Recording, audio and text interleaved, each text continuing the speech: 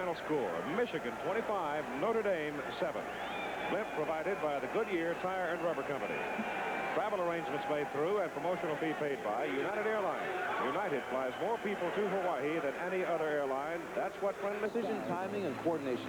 There's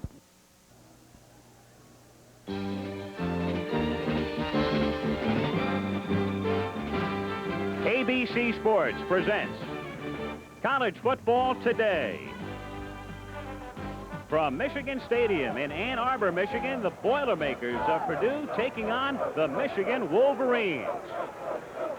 Temperature in the 40s, cloudy, the sun trying to break through, and for the 35th consecutive time in this stadium, they will put more than 100,000 people in the seats. They're expecting 105,000 for a very big game today. And this ABC Sports exclusive is brought to you by Natural Light Beer. Taste is why you'll switch to Natural Light.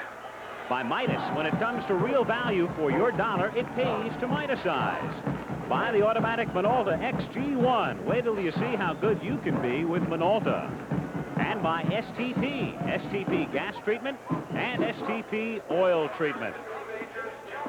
A very big game in the Big Ten. Take a look at the standings. As you can see in the conference, Ohio State, Michigan, and Purdue are all unbeaten. Overall, however, and this could be the determining factor in who goes to the Rose Bowl. We'll explain that momentarily. Ohio State has lost only once, that to UCLA earlier this season. Michigan and Purdue have each lost 2 games, come in with marks of 7 and 2. Now, today in Iowa City, the Buckeyes should not have any problems as they take on the Hawkeyes there. Next week, however, take a look at the schedule as Michigan goes to Columbus to meet Ohio State, and Indiana goes into West Lafayette to take on the Purdue Boilermakers. Hello again, everybody. I'm Al Michaels, and welcome to a very big day on ABC Sports. Purdue, Michigan, of course, to start things. And then you will see from Birmingham, the second half of our doubleheader, a big one. Unbeaten, but once tied Notre Dame taking on once beaten Alabama. That's the second half of our NCAA doubleheader. Let's set this game in perspective as far as the Rose Bowl is concerned. Michigan will determine its own fate. If they win today, and if they win next week at Columbus, they will be the conference champion and go on to Pasadena. Ohio State controls its own fate. If they beat Iowa today, and if they beat Michigan next week, they will go. Purdue, meanwhile, needs some help. They must beat Michigan today, and they must get a Michigan victory next week against Ohio State, or a tie, or a loss by Ohio State today against Iowa, which is unlikely, to send Purdue. The reason being that the first tiebreaker in the conference is head-to-head competition, and in 1980, Ohio State will not face Purdue. The second tiebreaker would be overall record. So if Ohio State and Purdue tie for the conference championship, Ohio State would go with a better overall mark. So in essence today, a Rose Bowl elimination game as Michigan takes on Purdue. In just a moment, a look at the Boilermakers. There a look at the Boilermakers for 1980. They started out with a loss to Notre Dame. Came back, beat Wisconsin as expected, went home to West Lafayette, lost to UCLA, but turned things around after that game. And look at the points they have scored in their 6 consecutive victories. 52 2 weeks ago against Northwestern, 58 points last week against Iowa. So they're averaging better than 40 points a game through their 6-game winning streak, and they're led by Heisman candidate Mark Herman. His numbers for the season there, completing 63.6% of his passes. He's already thrown for 18 touchdowns. Through Herman's career, he has rewritten the NCAA record book. As you can see, career yards passing, the most completions, and when you throw that much, you'll normally wind up with the most interceptions, the most attempts, yards gained against one opponent, and he set 3 separate marks as a freshman. Mark Herman, the man many think is the best college quarterback in the country. 6'4". He is a senior. As you look at his career numbers, comes from Carmel, Indiana. Let's briefly review Mark Herman's career at Purdue. As a heralded freshman in 1977, didn't take Mark Herman long to live up to all expectations. In only his 3rd collegiate game against Notre Dame, he passed for 351 yards Despite that fact, the Boilermakers lost to the Irish. Then his sophomore season, 1978, Purdue came into Ann Arbor with a good chance to win the Big Ten championship and a trip to the Rose Bowl, but it was a very frustrating and very short afternoon for Mark Herman. An interception here in the first quarter, followed shortly thereafter by a sack. Before the first quarter was over, Herman was finished for the day with a neck injury. Michigan wins it easily. Final score 24-6. Wolverines go to the Rose Bowl. Then Herman's junior season, 1979, the stunning upset against Notre Dame. The final score was 28-22. Here he gets his All-America tight end, Dave Young, number 80, for the touchdown. And the climax of his junior season, New Year's Eve, 1979, in the Bluebonnet Bowl in Houston against the University of Tennessee. A thriller. The imposing Herman drifting out of the pocket, finding Young for a touchdown. Purdue comes from behind, wins the Bluebonnet Bowl over the Volunteers. The final score was 27-22. So 3 good seasons behind him. When 1980 began, Herman was one of the prime candidates, if not the prime candidate, to win the 1980 Heisman Trophy. Purdue opening its 1980 season against Notre Dame on ABC, and before the game, Jim Lampley talked with Herman. An opening game telecast to most of the country against Notre Dame could have a big effect, couldn't it? Yeah, I'm sure it's going to be critical for our team as well as for my individual success. So, you know, I'm looking at it. Hopefully they come out there with a good game and a good win. And, you know, hopefully if we don't, you know, come out there as well as we wanted, it won't hurt my chances or our chances. But we're looking for the best going in. It was not to be that day, however, for Mark Herman, because in practice earlier that week, he banged his thumb off the helmet of one of his teammates in a scrimmage. As a consequence, he took some warm-up throws that afternoon, couldn't make it, spent the day as a spectator watching the Boilermakers lose to the Fighting Irish. In his stead, taking over at quarterback was young Scott Campbell, who will get sacked in this sequence. Overall, not a bad day for Campbell, but he was certainly no match for the vaunted Irish. The final score was 31-10, Notre Dame. Herman looked on, frustration written all over his face, but back he came shortly thereafter. And then just 3 weeks ago on October 25th against Michigan State, this pass to Bart Burrell, number 87, eclipsed the all-time NCAA passing yardage record previously held by Jack Thompson. Mark Herman adding yet another notch in the record book.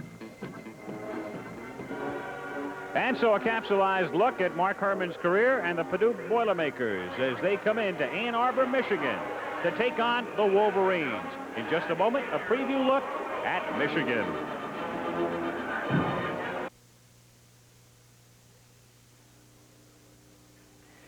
This season did not begin very auspiciously for the University of Michigan. They had to struggle in their opener to beat a weak Northwestern team 17-10. Then came successive losses to Notre Dame and to a George Rogers-led South Carolina team. But as the calendar turned a page and went into the month of October, Michigan got hot. And since that time, the Wolverines have reeled off 6 consecutive victories, come into today's game with a mark of 7 wins and 2 losses. Throughout the 70s, Michigan under Bo Schembechler with tremendous success, pretty much typified by this type of play. Rick Leach running the basic down-the-line option, packing it in, and picking up a good gain on the ground. Rick Leach, from 1974 through 78, the quarterback, and a man out of the same mold was John Wangler. Last year, Wangler leading Michigan into the Gator Bowl in Jacksonville against North Carolina. Here in the second quarter, he gets sacked. The injury does not look initially very serious, but indeed it was. A knee injury that required extensive surgery. And a lot of people thought that John Wangler's career had ended that night in the Gator Bowl in Jacksonville, Florida. Extensive rehabilitation undergone by the senior quarterback. Yesterday at practice, I had a chance to visit with John, who took us chronologically through the rehabilitation situation. Well, I was in a cast for 8.5 weeks, and then I was on crutches probably about a month and a half after that. And then I was able to start walking. And once I was able to start walking, I was able to start lifting weights and swimming and using a orthotron machine and riding a bike and doing a lot of different exercises which the trainers had set up for me to do. And it wasn't until June 1st that I was able to start jogging again. And once when I started to jog again, I felt pretty good, and I was encouraged by that. And by the 1st of July, I was running at pretty much full tilt and being able to make some cuts, and that was really encouraging. I felt, by July, middle of July, that I knew that I'd be able to come back and play in this season. Wangler has made a successful comeback this year, but his mobility has been somewhat limited. As a consequence, Michigan's attack now features power running and big play passing. Number 1, Anthony Carter, just a sophomore, has already caught 17 touchdown passes, a Michigan school record. And Anthony Carter, only a sophomore, is number 1 in the nation in returning kickoffs. Here, from the goal line, taking the second half kickoff against Notre Dame in September in South Bend and exhibiting his skills. Down the sideline, cuts back to his left, across the field. And Anthony Carter, oft times this season, has put Michigan in very good field position. This run back against the Irish, 67 yards. The power running attack features Butch Woolfolk, Stan Edwards, and Lawrence Ricks, 3 very capable backs. The fullback, number 32, is the senior, Stan Edwards, who has rushed for 651 yards. The tailbacks, splitting duties from that particular spot, are Lawrence Ricks, only a sophomore, with 735 yards on the ground. And the junior, number 24, Butch Woolfolk, in action here against the University of Illinois 3 weeks ago.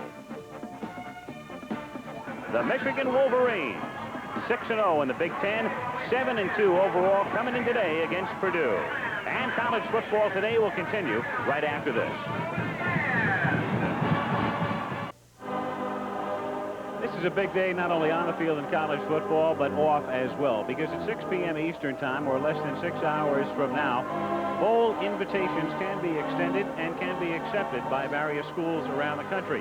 Now, none of these are official or will be official for at least 5.5 more hours, but through our best sources and through our best guesses, let us take a look now at the way we think some of the major bowls will be pairing up. In the Sugar Bowl, our best guess is that the winner of the Notre Dame-Alabama game will go, and they will face Georgia, assuming Georgia clinches the Southeastern Conference Championship today with a victory against Auburn. No easy task, as has been the case the past couple of years for the Bulldogs. In the Orange Bowl, we are speculating that Notre Dame, if they lose today, or Florida State, would take on the winner of the Big 8. And, of course, that will be determined next week when Oklahoma takes on Nebraska in Lincoln. In the Cotton Bowl, our best guess is Alabama if they lose today, or Notre Dame if they lose today, or Florida State, perhaps, to take on, of course, the Southwest Conference champion. That would figure to be Baylor. They just about have a lock on it with a 2-game lead in the Southwest Conference. The Rose Bowl, of course, will match the winner of the Big Ten, Ohio State, Michigan, or Purdue, against probably Washington. Of course, only 5 teams are eligible. Washington State still has a minimal opportunity, but Washington is certainly in the driver's seat right now. Our best guess for the Gator Bowl, South Carolina and George Rogers against Pitt. No matter how the Pitt-Penn State game comes out, we think the Panthers are headed for Jacksonville. In the Liberty Bowl, our guess there would be the Missouri Tigers taking on Ohio State, Michigan, or Purdue. Of course, the winner going to the Rose Bowl. We think the second-place team will probably go to the Fiesta Bowl. The third-place team will wind up in Memphis. And the Fiesta Bowl, there again, you've got the Big Ten situation, probably the runner-up against the Penn State Nittany Lions. And, of course, everything will be official later on today, 6 o'clock Eastern Time. In just a moment, we'll return to Ann Arbor, Michigan. More of college football today. A distinguished guest looking on today in Ann Arbor, Dr. Chai Tsien-Min, who is the Chinese ambassador to the United States, a guest of the University of Michigan, and taking in his first college football game today. And he has picked a beauty. Michigan and Purdue, 2 unbeatens in the Big Ten, each with a mark of 7-2, one ranked 16th, the other ranked 11th. Stay tuned for the Wolverines and the Boilermakers following this word from our local stations.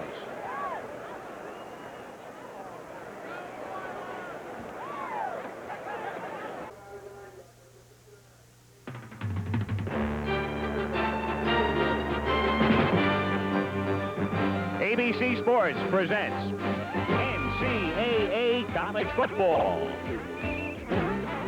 From Ann Arbor, Michigan, the Purdue Boilermakers and the Michigan Wolverines.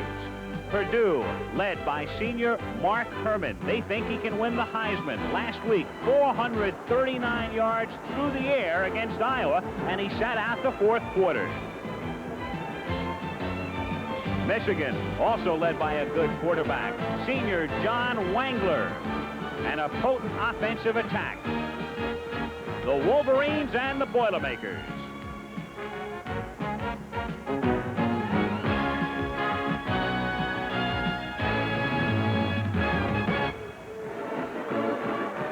It is dry at Ann Arbor. Temperature about 40 degrees. Light wind and 105,000 looking on as this ABC Sports Exclusive is brought to you by Chevrolet and your Chevy dealer with Chevette Monza Citation of the new Monte Carlo. Chevy's up ahead for 1981. By Texaco, with over 66,000 employees doing their best at their jobs to keep your trust. By Light Beer, everything you always wanted in a beer and less. And by Lanier Business Products, creators of the no-problem electronic typewriter, the typewriter that does more than just type. And the roar going up as the Michigan Wolverines come out onto the tartan turf surface at Michigan Stadium. Michigan with 6 consecutive victories, and they are 6-0 in the Big Ten. Still looking to sniff the roses, and they've got a good chance. And the Purdue Boilermakers already out on the surface, coming in from West Lafayette last night. Identical mark, 7-2, 6-0 in the conference, ranked 16th by AP this week. Welcome back. Al Michaels joined now by Ara Parsegian. Ara, we spent a whole lot of time on the pregame show talking about the offensive weapons, but let's go to coaching cliche number 703. Defense wins for you. What about the defenses of these two teams? Well, Al, I'll tell you, it's very natural for everyone to expect an offensive explosion with Mark Herman around. But Big D, defense is the key. And as Bo Schembechler said, the coach of the Wolverines, that the team that plays the best defense will win this football game. And that comes from a guy that led the nation in the 70s, the decade of the 70s in defense. He's taken the Wolverines to #1 in defense. They've shut out in the conference this year. They've shut out their last 2 opponents, haven't had a score in the last 10 quarters. Purdue statistics are a little different. They're very interesting in a sense. They're #1 against the rush, but dead last against the pass. But there may be a reason for that because Herman has blown teams out, forced teams to play catch-up. But in scoring defense, Purdue is not bad. They've only given 17 points a game. The matchup is the most interesting one. Purdue coming in to take on Michigan in Ann Arbor. And we'll be back with a kickoff right after this message.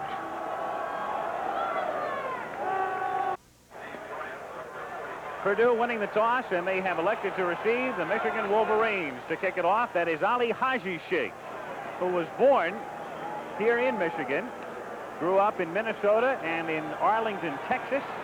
His dad, a professor at UT Arlington. Haji Sheikh kicking off to Purdue with Jimmy Smith. Number 21 back deep. The kick going in the direction of Bryant at the 4-yard line, and Steve Bryant to the 20, to the 25, and hurdles his way up to the 30-yard line. So the Boilermakers coming out for the first time offensively. Mark Herman, the quarterback. Jimmy Smith has done a fine job, the sophomore from Illinois. John Macon, the steady fullback from Marion, Indiana. Steve Bryant has been improving steadily, has caught 41 passes. Bart Burrell is the split end, 87.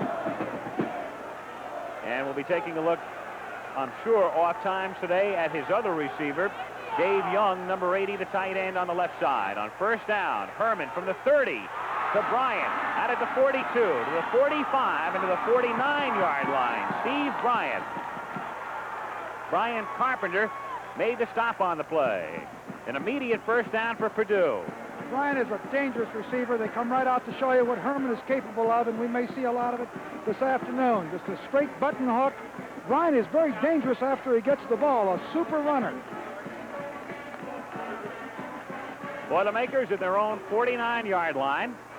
Bryant this time is split to the right side. Herman looks that way, then goes over the middle, dumping one to his back, Macon, who gets into Michigan territory and is tackled at the 46-yard line. Pickup of about 5. Up front, Claiborne Field starts at left tackle. Tim Hull, 57, is the left guard. They've got Pete Quinn out of Indianapolis.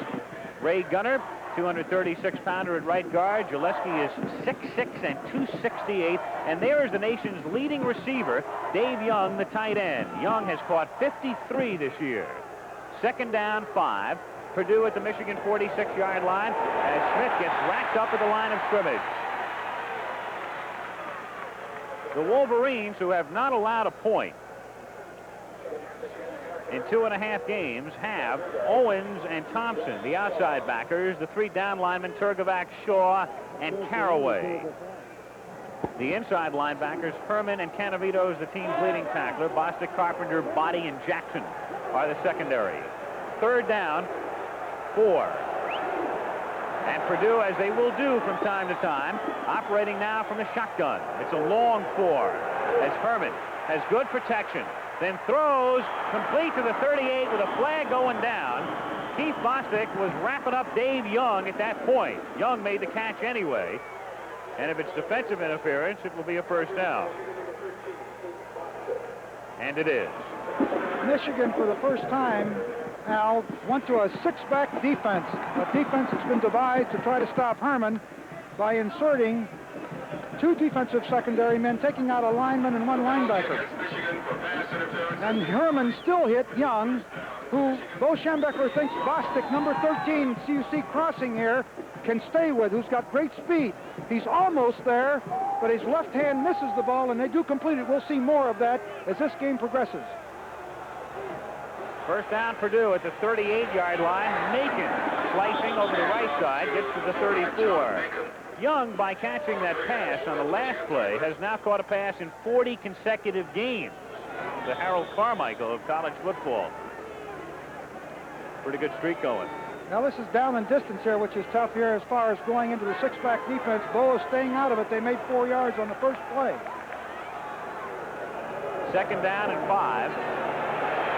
Herman escapes pressure, finds Smith at the 30-yard line, and he gets a few more to about the 27, and it should be a first down. Marion Body ran him out of bounds.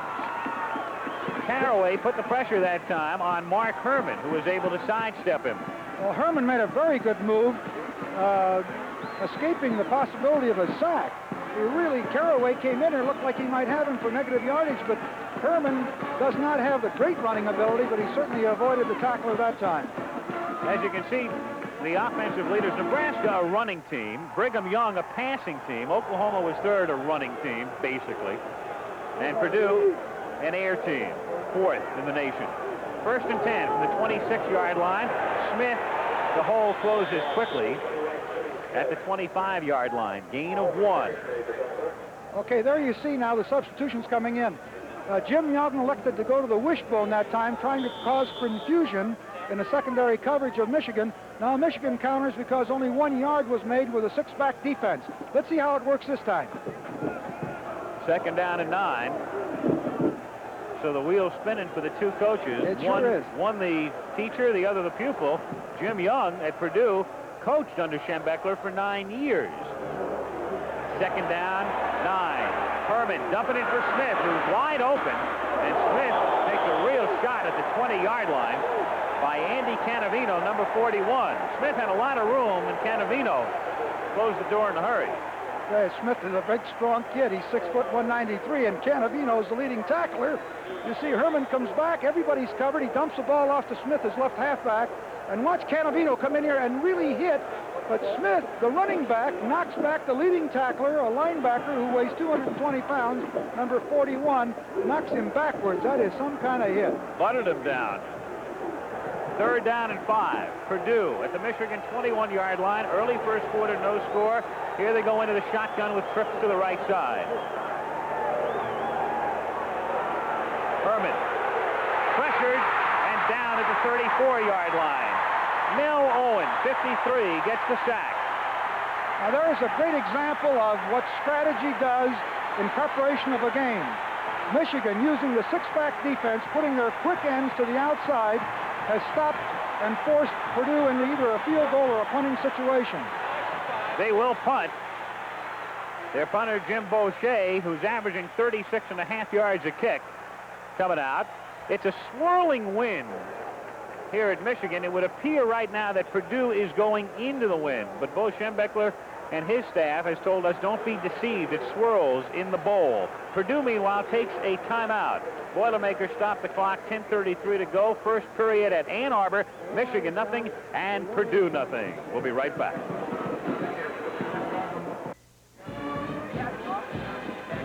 It looked initially as if Purdue would punt, but they called a timeout. Herman is still in the game for the Boilermakers, who have it 4th and 16 at the Michigan 32-yard line, and they will be going for it.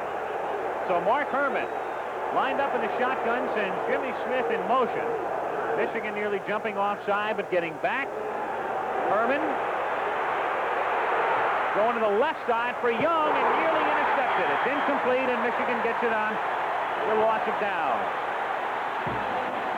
Marion Body was covering on the play. So here come the Wolverines at the 31-yard line. 1st and 10, led by John Wangler. The senior, Stan Edwards, has done a remarkable job, very consistent. Ricks also very consistent. Woolfolk will see plenty of action. Alan Mitchell is one wide receiver, and the other man is the game breaker, Anthony Carter, who's caught 51 passes in his career at Michigan in 2 seasons. Fully a third of those, 17 for touchdowns. First down, Michigan with split backs at the 32-yard line, and they give it to Stan Edwards to the 37-yard line. James Looney made the tackle. Up front, you've got Bubba Paris at 6'6", 270. Powers is 6'3", 258. Lilja, 6'5", 255. They are bulky. Becker's a good one, 6'6", 252. And Moransky is 6'7", 274. You've got a basketball team up front with Betts, the tight end. Moransky is 300 pounds. Bo told me yesterday. Oof. 2nd down and 6, just outside the 36. As the Wolverines this time operate from the I. And Lawrence Ricks is stopped after a minimal gain. Ricks, a sophomore from Barberton, Ohio. The Purdue defense, and they need a good outing today. That could be the key to this one. Clark is probably their best lineman. Not probably, let's say definitely. 94. Kingsbury, Fry, Marks, and Looney, 59, is the team's leading tackler. Kay, Williams, Senef, and McKinney. McKinney, the free safety, 34. That's your secondary. 3rd down, 4. No score. Early first quarter. Michigan in its own 37-yard line.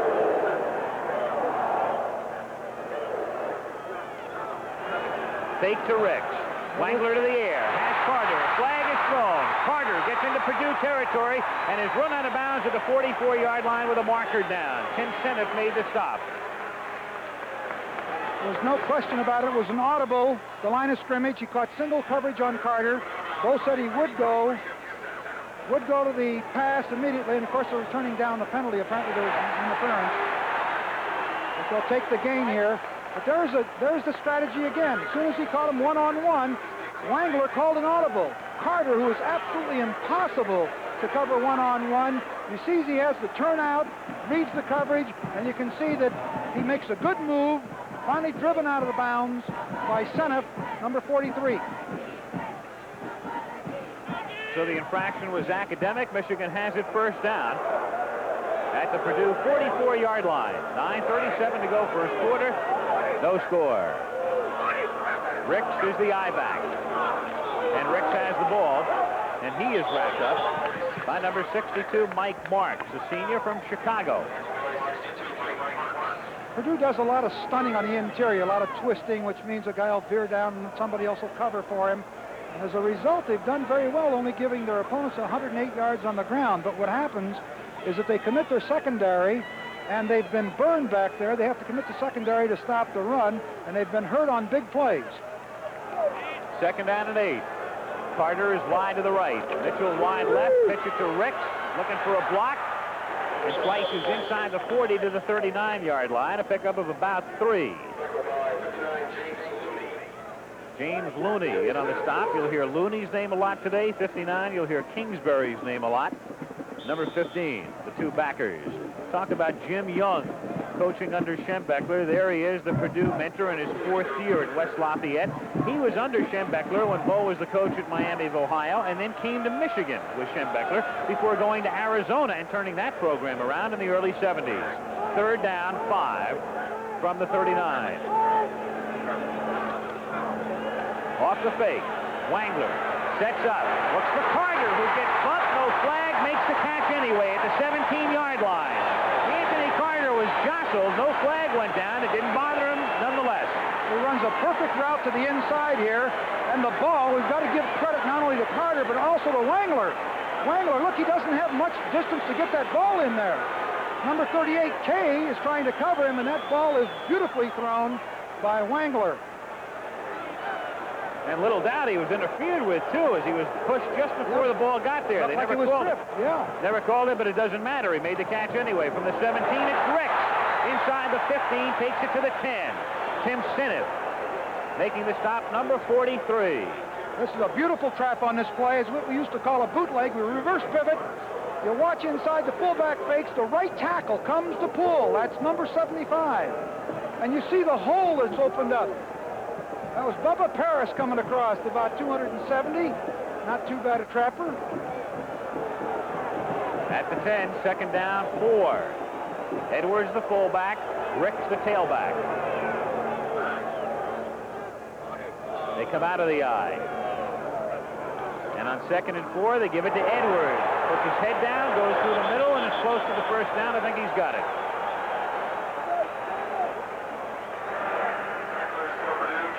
Bo Schembechler sending in the plays, waiting for the call now from the press box, and in it comes with the tight end Betts. On the other side of the field, when Jim Young has Herman in there the last 5 games, he has allowed Herman to call all of his plays, and they've been just absolutely sensational with it. Let's see what happens here. First down goal. Michigan from the 5.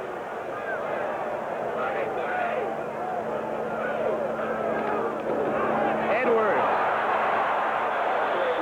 They stand him up at about the 2.5. Second down and goal.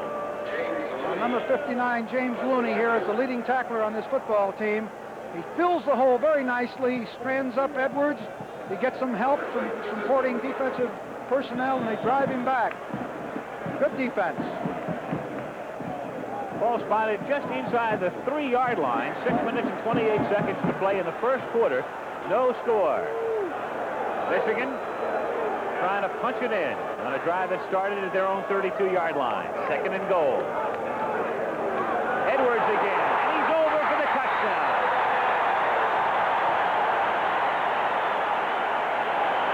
Edwards gets into the end zone, and he followed Kurt Becker, number 65, the great left guard. We were here 3 weeks ago against Illinois.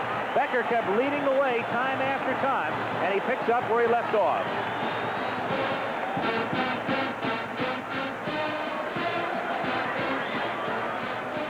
Now watch here that Edwards, number 32, comes leading the play. Becker, with Edwards carrying the ball. It was a well-executed play, well-executed drive. Becker's block paving the way, Ali Haji Sheikh to attempt the extra point. There's a marker down. The kick was good, but there's a penalty flag down. Offside is the call against Purdue. They'll assess it on the kickoff.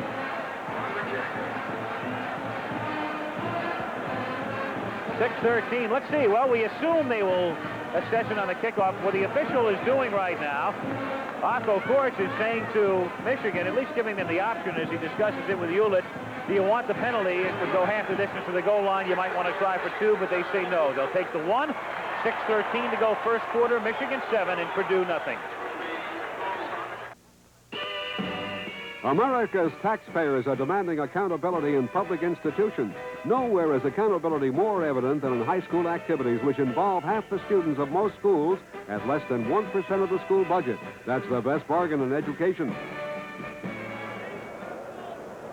Michigan lineman on your left, number 65 is Becker. Watch him come across, put his helmet on number 59 Looney, deflect him out of the way, and Edwards gets leverage and crosses the goal line for the first touchdown. The Wolverines of Michigan marching in for the score, 7-0. 6:13 to go in the quarter. His kick is a beauty. Non-returnable. First down Purdue at the 20. Michigan taking over at its own 32-yard line, chewing up 4:17. 10 plays to do it. A couple of key passes to Anthony Carter, keeping that drive moving. Edwards took it in, and the Wolverines on top by 7. All right, Purdue, which moved with relative effectiveness on its first drive. Jim Young, fourth-year head coach of the Boilermakers, looking on as Mark Herman gives the ball to number 13, Benny McCall, who stopped out at the 22-yard line. McCall would be the third leading back in terms of rushing yardage this season. He's picked up 320, a senior from Chicago. 6 feet even, 205-pounder. Second down 8. Okay, no sophistication on the defense this time by Michigan. They're staying with their base rather than going with the 6-back defense. Now they line up in the wishbone, and they break that now. Bryant going far to the right, out of the shotgun to Smith. Wrapped up near the line of scrimmage. Mel Owen made sure he had no room. I'll tell you, Mel Owens played that screen absolutely perfect. He was out there alone. He shed the blockers and came up from the inside. Otherwise, that's going to be a big play. It was a good call, but Owens, the defensive end, I think did a sensational job on that play. Third down and 8. Make it 9. Loss of 1 on the play. Out of the shotgun. Herman to Smith, but he slips down. It rained here Thursday night and early Friday morning.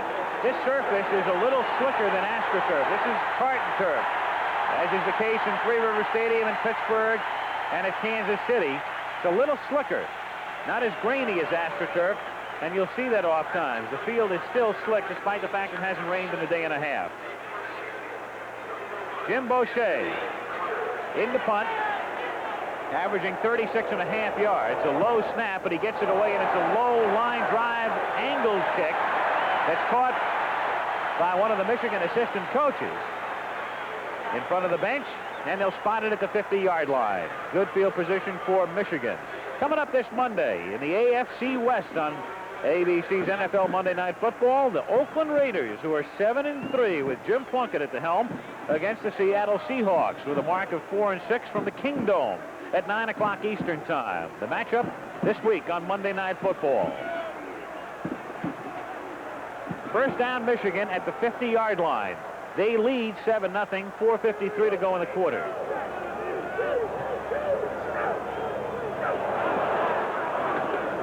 Edwards, big hole through the middle, first down to the 37-yard line. Marcus McKinney, number 34, the last line of defense, was the man who got him. Well, Jim Young told me yesterday he feared the Michigan offensive line. You see the left guard, John Powers, pulling to trap number 67. Puts on a good trap on number 94, Calvin Clark. And you see Edwards pop through there for a big gainer in the first down.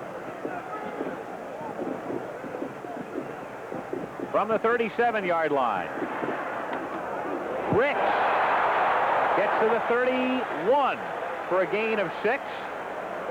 They're doing a job of trapping in there. Bubba Paris, number 75, the right tackle, came across and trapped that time, and it was that little tackle trap to the inside, and they're really moving the ball. Kingsbury made the stop. This is basic Michigan. They're not going to big play it to death, but they do have the man who can do it in Carter. And they're doing more trapping than they normally do. Second down and 4. They give it to Ricks.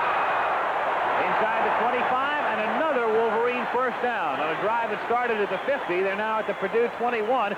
Robert Williams, the corner, number 36, made the stop. He reads this beautifully. Watch all the defensive pursuit go to the left. Then Ricks will go against the grain and cuts it clear back to the backside, finds the daylight, and the tailback option play, running play, you just find any kind of seam, and certainly he found it that time. Fred Brockington comes in to replace Mitchell as a wide receiver, split to the left on first down. Wangler looking toward Carter. He's got Anthony in the end zone for the touchdown.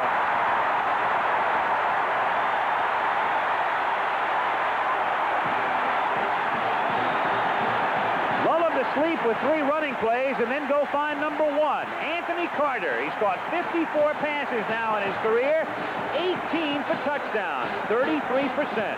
The strategy is just fantastic. They ran the ball, and as soon as Purdue started to come up to stop it, boom, they hit Carter for the touchdown. Perfectly executed. Good thinking on the part of certainly the Michigan Wolverines, and Bo Schembechler has his team really ready. The 11th touchdown catch of the season for the sophomore Carter. Haji Sheik to attempt the extra point. He hasn't missed this season. He's 34 out of 34. Hewlett to hold, and this kick is blocked. So for the first time this season, Haji Sheik is unsuccessful. But Michigan has rolled down the field a second time, and with 3:35 to go in the quarter, lead 13-0. Here's an interesting deal. We've got 2 or 3 replays for you to look at. He fakes to the inside. The secondary just bites the bait momentarily, and you see Carter here just so quick, read the coverage beautifully, broke to the outside. Wangler does a great job. Now watch right here. He'll drive up the field to the inside like he's going to go to the post. Gives a little look to the inside, breaks to the outside. Again, we've got to give credit to the passer, Wangler. The ball is right there. Senef, number 43, cannot get to it. And look at here at Wangler's reaction on his touchdown pass. Number 5 right here. All right. Yeah. I like it. Tell you one thing about wearing number 1, it helps everybody spot you. The fans, the quarterback, they know who you are. It's a good number to give a man you'd like to hype someday for the Heisman Trophy or at least All-America honors. Carter is just a sophomore. Well, don't get too excited, too, on this ball game. You take a guy like Mark Herman with his capabilities. They can score. They got big gainers. They're a big play team. And certainly, if I was on the sideline with Bo, I'd be pleased with what happened. But I know that you've got a fantastic arm in Mark Herman. There he is, the man they call AC, old Pelican legs. He's not that big, and he's rather thin. But can he move? I hate to cover that guy one-on-one. Haji Sheik will be kicking off for Michigan. Wolverines, when they began the season, they were stumbling. Had a squeak by Northwestern in their opener. Then came the 2 losses, and people around here were saying, well, I guess Bo just doesn't have a very good team this year. Well, you know, Al, we've got to face it. They're 2 plays away from being undefeated. A 51-yard field goal, and, of course, a 1 play in the South Carolina game. Here we go. Line drive kick. Smith will not come out with it. As we were saying, you know, they could very easily have won the 2 games that they lost. There were 2 crucial plays. Notre Dame, of course, with virtually no time on the clock, kicked a 51-yard field goal into the wind to beat them when they were leading by a point. In the South Carolina game, Bo elected to gamble at the 29-yard line and ultimately lost the ball game. But they have really come on. They're looking sharp in the first quarter here. The biggest improvement has been made by the Michigan defensive unit, which was suspect earlier and has pitched 2 straight shutouts, and they've not been scored upon since the first half of the Illinois game on October the 25th. Purdue on first down. Macon starts this drive with a 1-yard gain out to the 21-yard line. Andy Canavino, number 41, making the tackle. Well, here they come. Here comes the 6-back offense. Jim Young told me, he says, we've got to make 4 yards in the first running play so we don't allow Michigan to do all these fancy defensive things. Well, they didn't do it, and here comes the 6-back defense. Second down and 9. Bryant split wide to the left. Burl wide right. Herman looking toward Burl on an out pattern. Burl dives and can't make the catch. Number 87. You talk about hand in glove with Herman and Burl. They have played together since junior high in Carmel, Indiana, since the 7th grade.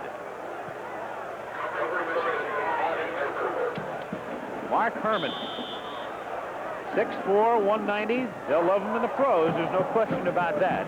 Oh, he's got a great arm. I'll tell you, just watching him in film yesterday, I'll tell you, you can't help but be impressed. Third down 9. Purdue from its own 21. 3 minutes to go in the quarter. Herman, down he goes at the 10. It all caved in a hurry, led by Mel Owens, 53, who's had some quarters. Mel Owens. Well, here you are with a quick defensive end. Bo was talking about this yesterday. He's going to put Owens and Thompson in here so he has the quick speed on the outside. You see number 99, Thompson coming in, forcing. Owens coming in from the left side. And there's the sack. The best thing in the world to stop a great passer. Jim Boucher to kick into the wind. Good one. Carter at his own 46. Flips the tackle. Turns the corner and then runs out of room at the 46 of Purdue. So again, Michigan set up in good shape. They've marched down twice 2:14 to go first period. 13-0 Wolverines. He adjusted. Yes, America. Michigan with it, first down from the 46-yard line. It's Edwards who carries over the right side, picks up about 2 to the 44. And it will be second down and 8. The Wolverines, their third possession. They scored twice, lead 13-0, under 2 minutes to go first quarter in Ann Arbor. Critical series for the Boilermakers. I don't think they can afford another touchdown here in this by the Wolverines to take them out to 20-0. Second down, 8. Fake to Ricks.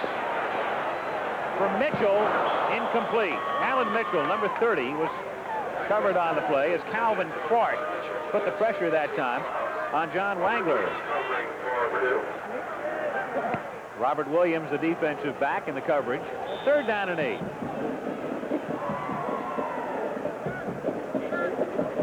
Well, looking down, you've got to credit the Michigan coaches for really bringing this team along. They're much improved over the earlier part of the season, and they're throwing the ball better than any Michigan team has in a long time. Carter is split wide to the left on 3rd and 8. Wangler not looking toward Carter, but instead going down the near side and incomplete, intended for Freddie Brockington. Robert Williams was covering on the play. You figure if you're going to pay too much attention to Carter, you got to look to your other receivers from time to time. So on this series, he goes from Mitchell first and then Brockington here. He has great jumping ability. Look at this. Ball deflected off the helmet of Williams. Brockington made a great effort for it. Time is called. We have a Boilermaker shaken up. It is Robert Williams who is covering on the last play, tardy in leaving the field. So timeout called by the officials as Williams needs some assistance with 1:31 to play in the first quarter. Overcast day. Not terribly windy, a breeze blowing in out of the northwest at this particular moment. Temperature in the low 40s. Good football day, crisp. And as you pointed out, the field is just a little bit slippery as a result of the wetness and the rain that has fallen. Don Bracken is in to kick for Michigan. Wolverines, you remember last year, they had a terrible time with their kicking game, both punting and place kicking.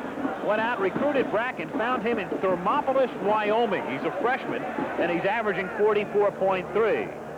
So Bull came up with a gem. Scott Craig is back, single safety, a wobbly kick. Craig calls for the fair catch and takes it at the 13-yard line. So Herman leads the Boilermaker offense from that spot. 1st and 10 from the 13, 1:25 to go first quarter. Michigan 13 and Purdue nothing. Two great coaches, two exciting teams, one classic confrontation. Notre Dame and Alabama next on ABC. 1 minute, 25 seconds remaining in the first quarter. The Boilermakers of Purdue have the ball, but they're also down 13-0. But they have just stopped Michigan for the first time today. Mark Herman out of the shotgun from the 13-yard line. 1st and 10. In motion goes Smith. Herman under some pressure, but throws to Young, the tight end, who makes his second catch of the day and gets out to the 20-yard line. Marion Body made the stop. Young, number 80, leads the nation in pass reception, which is odd for a tight end. Caught a TD pass in each of his last 6 games. 6'6", 241, a senior. As you can see, Purdue has the 1st, 2nd, and 19th leading receivers in the country in terms of balls caught. 2nd down and a long 3. Swing it out to Benny McCall. And he gets to the 24-yard line and a 1st down. This program, an exclusive of ABC Sports. Let's pause 5 seconds here to allow our local stations to identify themselves.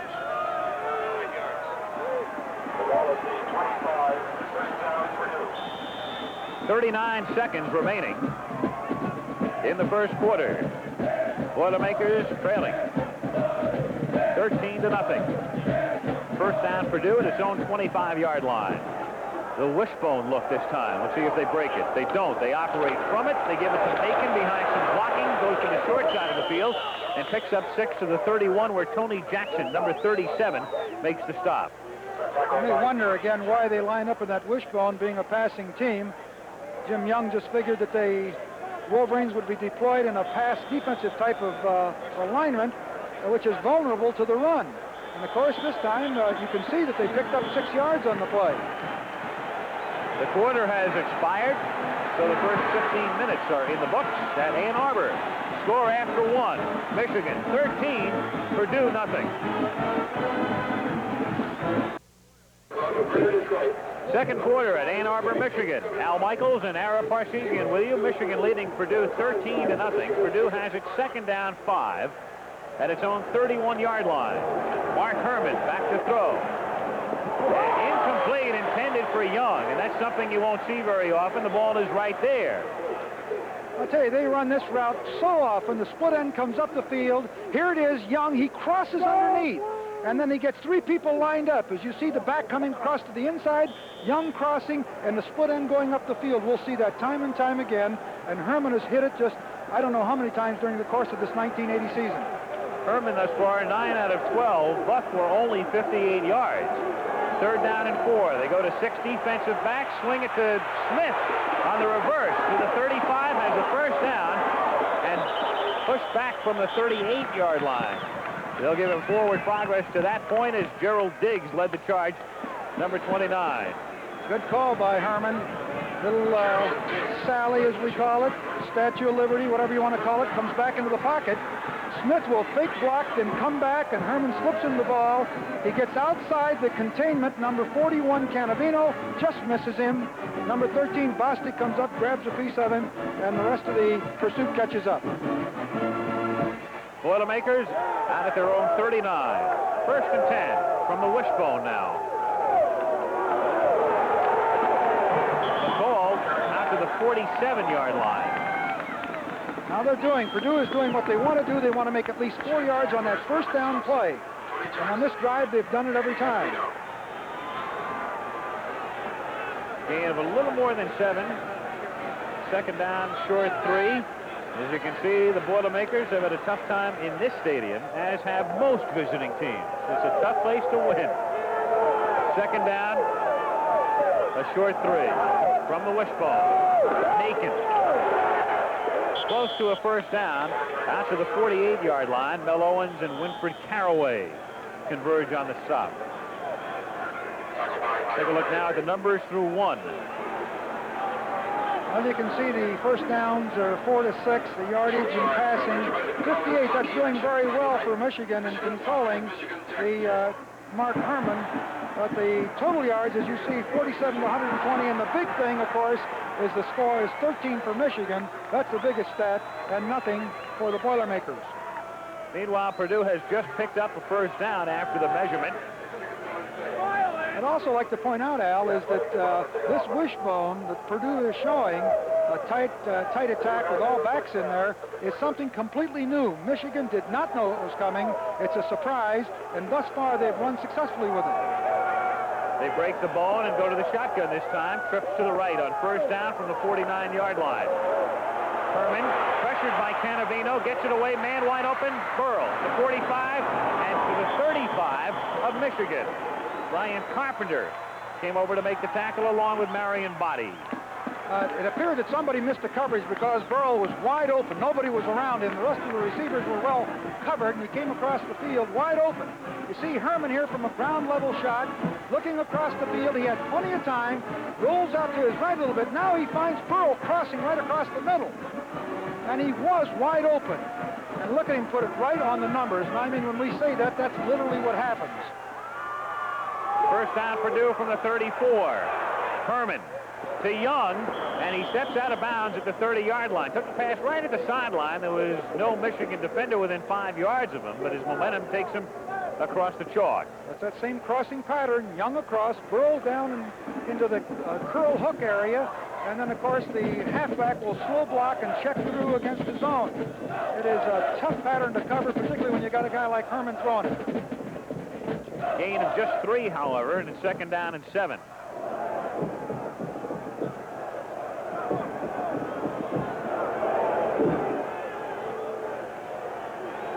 Herman to the shotgun again. 3 receivers to the left side. And Herman finds Burl at the 25-yard line. Dropped at the 23 and close to a first down and should have it. Keith Bostic made the tackle. He's throwing underneath the zone. They're driving deep. The Michigan defenders are dropping out quite deep. And, of course, he's throwing underneath it with success. Very imaginative attack as we look at it, Ara. They do a lot of different things with their 3 receivers. The different formations that Young has utilized. Well, they read the coverage on the move, and they alter their routes according to what the defense is. They do this very well.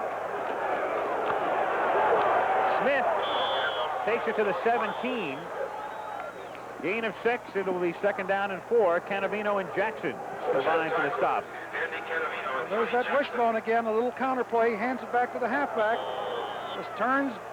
They said they had worked on this. I asked Jim about it. I said, Jim, you just put this in for this week? He says, no, we've been working on it for about 3 or 4 weeks in anticipation of using it in this game. 2nd down, 4 at the 17. Michigan leading 13-0 early 2nd quarter. McCall to the 13-yard line. Near a first down as Gergash makes the tackle. See Canavino here, number 41, the leading tackler for the Wolverines, slides across, avoiding blockers, steps across and finally gets over and gets McCall on the tackle. Not until he gets a first down, I think. They're awful close to it. We'll find out. We have the measurement. It is. First down, Purdue. For the Boilermakers, in need of a score, trailing 13-0. A very effective march. Well, it gets tough down in here. Let's see whether Herman stays on the ground or goes to the air. First look they give him is the wishbone. And they run from it, or they'll pass from it, as is the case. Looks for Burl, and it is intercepted in the end zone. Tony Jackson stepping in front of the intended receiver, Bart Burl, to make the interception. What a play by Jackson, number 37. Here you see Herman will fake a run action. He fakes the ball, then he turns back, and it looked like he was open here. But watch Jackson, number 37, cover a lot of ground, step in front of Burl, take the ball away from him. If they'd come down with the ball together, it would have belonged to the offense. Michigan thwarting the Purdue drive. They'll have it at their 20 with 11:40 to go to the half. 13-0 Michigan. The Purdue Boilermakers going to the chalkboard here. They've got to figure out something, as Michigan has just taken the ball away. 1st and 10. Wolverines at their own 20-yard line. Michigan on top, 13-0. 11:40 to go, first half. Ricks for 3. 2nd and 7. Calvin Clark, 94, makes the tackle. Well, that's the basic Michigan offense, the tailback action. They'll muscle you down the field, and if you come up to try to support, look out for Carter. And that's the same thing that the Purdue Boilermakers and Coach Young was concerned about.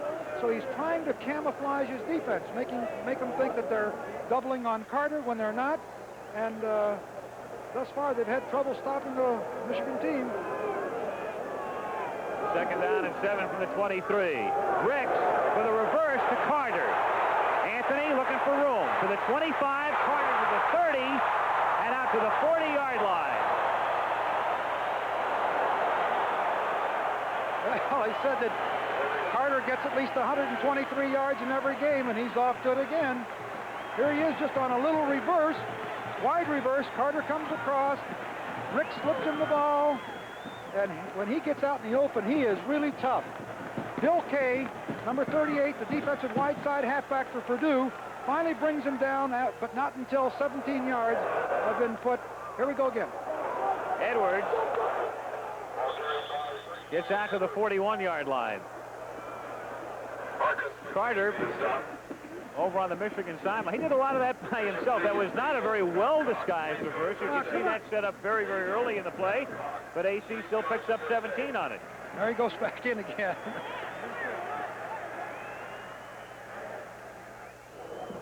Second down, 9, Michigan at its own 41-yard line.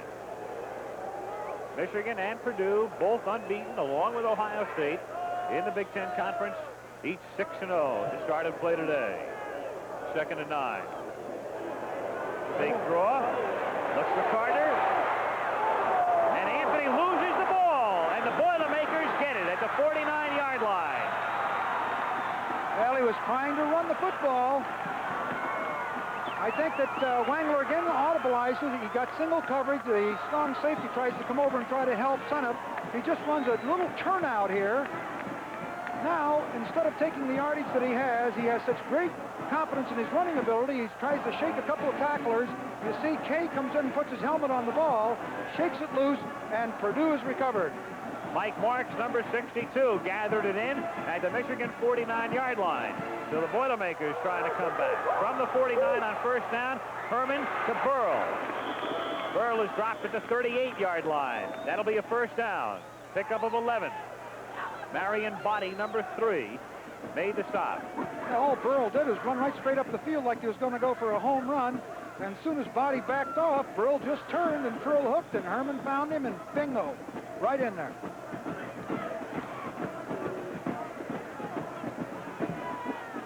First down, Purdue at the Michigan 38-yard line.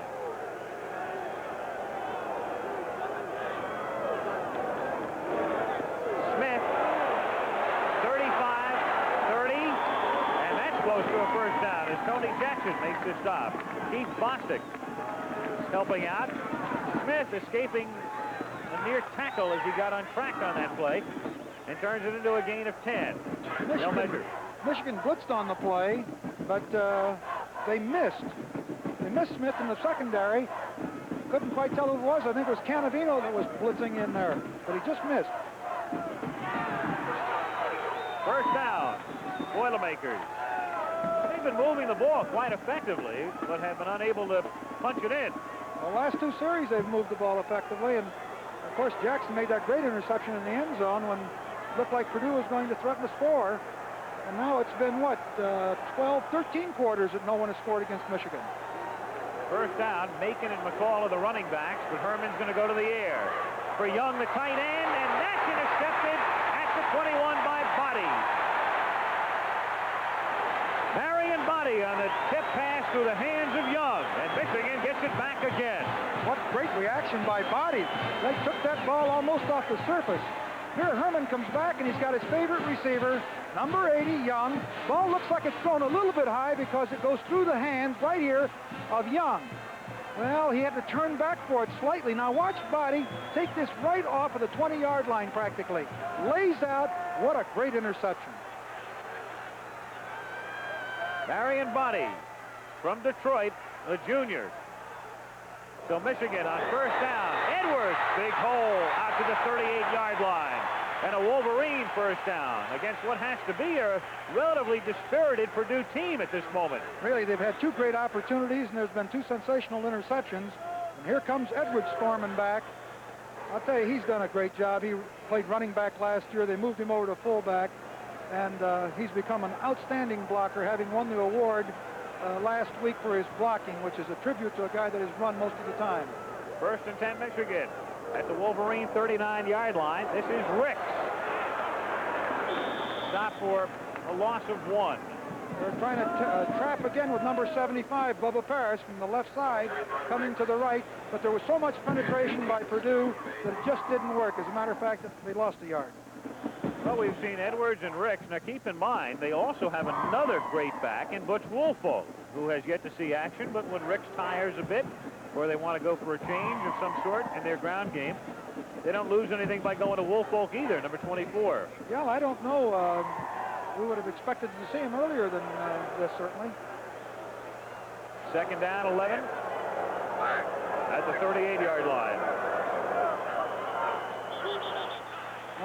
Delay of game. Yep. That'll cost them 5. Marion Body, who made that last interception, the report from the bench is that he has a bruised thigh. He was right there. Ball comes back to the 32. So he's got some ice. On the left side of his thigh there. Yep. I don't know how he did that. He laid out. I didn't think he hit on his side. Might have been from an earlier hit. after the penalty. Second down, 16, Michigan.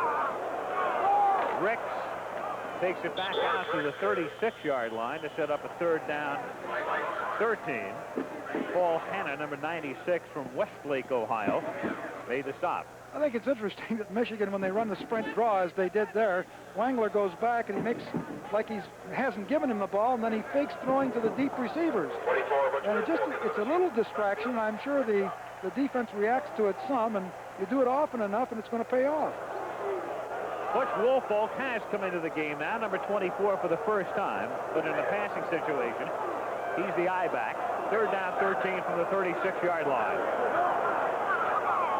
Fake to Woolfolk.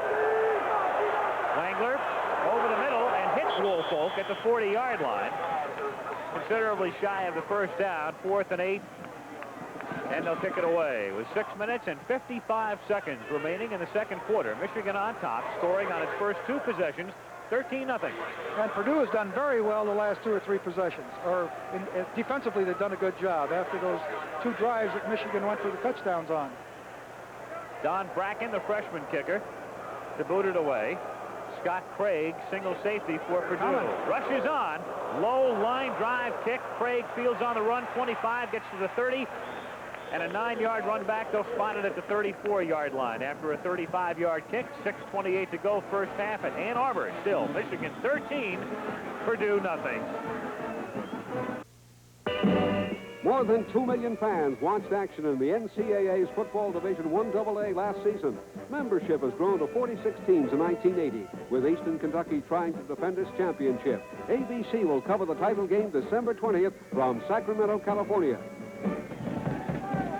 Michigan Stadium in Ann Arbor. Al Michaels, Ara Parshigian reporting with 6:28 to go in the first half. Michigan on top 13-0. And Purdue has it at the 34-yard line as Herman puts it up immediately, and Young can't handle this one. Passed on a little bit behind him, but Dave's had some problems today. That's unusual for him. A great receiver. Herman delivered the ball quickly, and it may have been just a shade behind Young, but his quality of receiver, he doesn't drop him very often. Here comes the 6-back attack. Here's Herman's figures against Michigan. 78, of course, he was hurt in the first quarter last year, leading Purdue to an upset win. Second down, 10 from the 34. Smith turning the corner, getting to the 40, first down, and stopped at the 46-yard line. That's exactly what Bo was concerned with, the vulnerability of that defense against the run, and they got to the corner. Great call by Herman. I'm sure he got that information on the sideline when they knew that they would go to the 6-back defense. You can see people are walled off. Number 13, Bostic, the strong safety, is blocked out, and Smith gets to the corner and is finally knocked down, but not after a first down. First down at the 47-yard line. Macon gets a yard. Okay, let's see if Bo goes with a 6-back or not. Yep, he's going to go again. He said they can't run always. Let's see if this is a great game of strategy going on here. It really is. This is the inside of football here. When you get down where both teams have scouted one another for 9 games, and they know what one another is doing. Evan Cooper and Gerald Diggs are the 2 extra backs on second down and 9. Shifting from the wishbone to the shotgun. Trips right. Herman with a lot of time. There's Young at the 50, makes a juggling catch and holds on there. Short gain. Keith Bostic wrapping him up. Well, I guarantee you, Michigan coaches will be glad to give him that kind of yardage. You see Young just slow blocks, then breaks a cross, but it's only for about 2 or 3 yards, and Bostic does a job of coming in there, number 13, the strong safety who has great speed, who Bo was convinced can stay with Young. He certainly did that time. Hot air balloon over Ann Arbor, 105,000 or thereabouts in Michigan Stadium. Looking on as it's third down and 6. The ball just into Michigan territory. That's Young in motion. Herman to Bryant. Wrapped up shy of the first down by Marion Body. So they're giving him some room underneath, but not enough for Purdue to pick up the first down. Well, that's exactly the philosophy that the defense is built on. Go ahead and give them the pass completions, long as it's not the big yardage, and long as, of course, you don't give them the first down. This game has turned into more of a defensive struggle right now. After Michigan had scored on his first 2 possessions, Jim Boucher to kick. Anthony Carter back to receive for Michigan. A high kick, not that much distance, and an angled kick that goes out of bounds at the 29-yard line. So a poor boot that time by Boucher. 17 yards. 4:03 to go to the half. 13-0 Wolverines.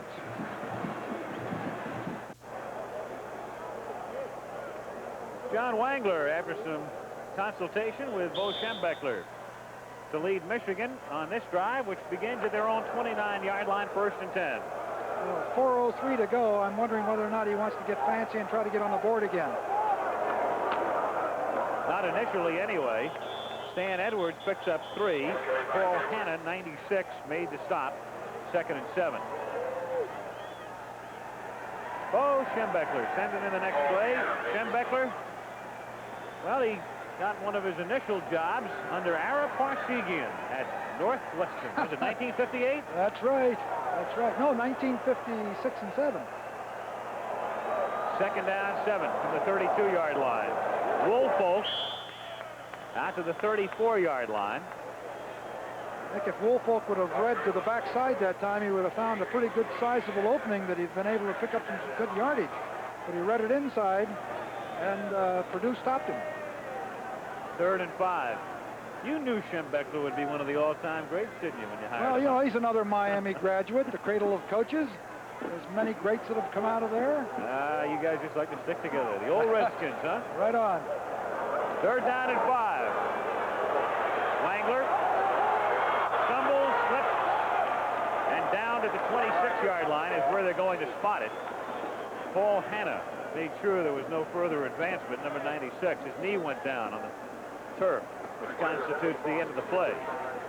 College football, 2:40 remaining in the first half. In to kick, Don Bracken, freshman from Thermopolis, Wyoming. Scott Craig, single safety back for Purdue. See if the charge is on for the Boilermakers. Here they come. And a wobbly bad kick that's angled out of bounds. And we'll see where they'll line it up. It will be in Michigan territory. And they put it down at the 48-yard line. Marcus McKinney put the pressure on Brackett that time. This is the first half of our doubleheader. Coming up from Legion Field in Birmingham, the Irish 7-0-1. The Tide 8-1.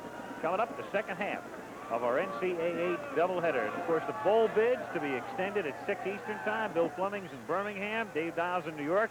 They'll keep you abreast as the invitations are extended and the bids accepted later today. First down at the 48-yard line. Herman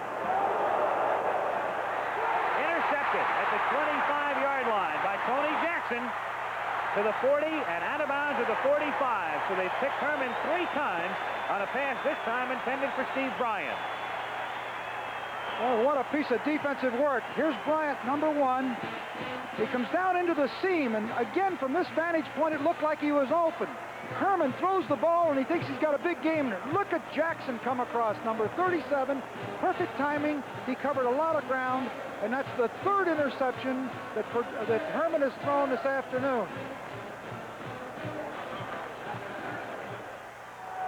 Tony Jackson, number 37, giving Michigan the ball as Woolfolk on the delay gets out to the 50-yard line.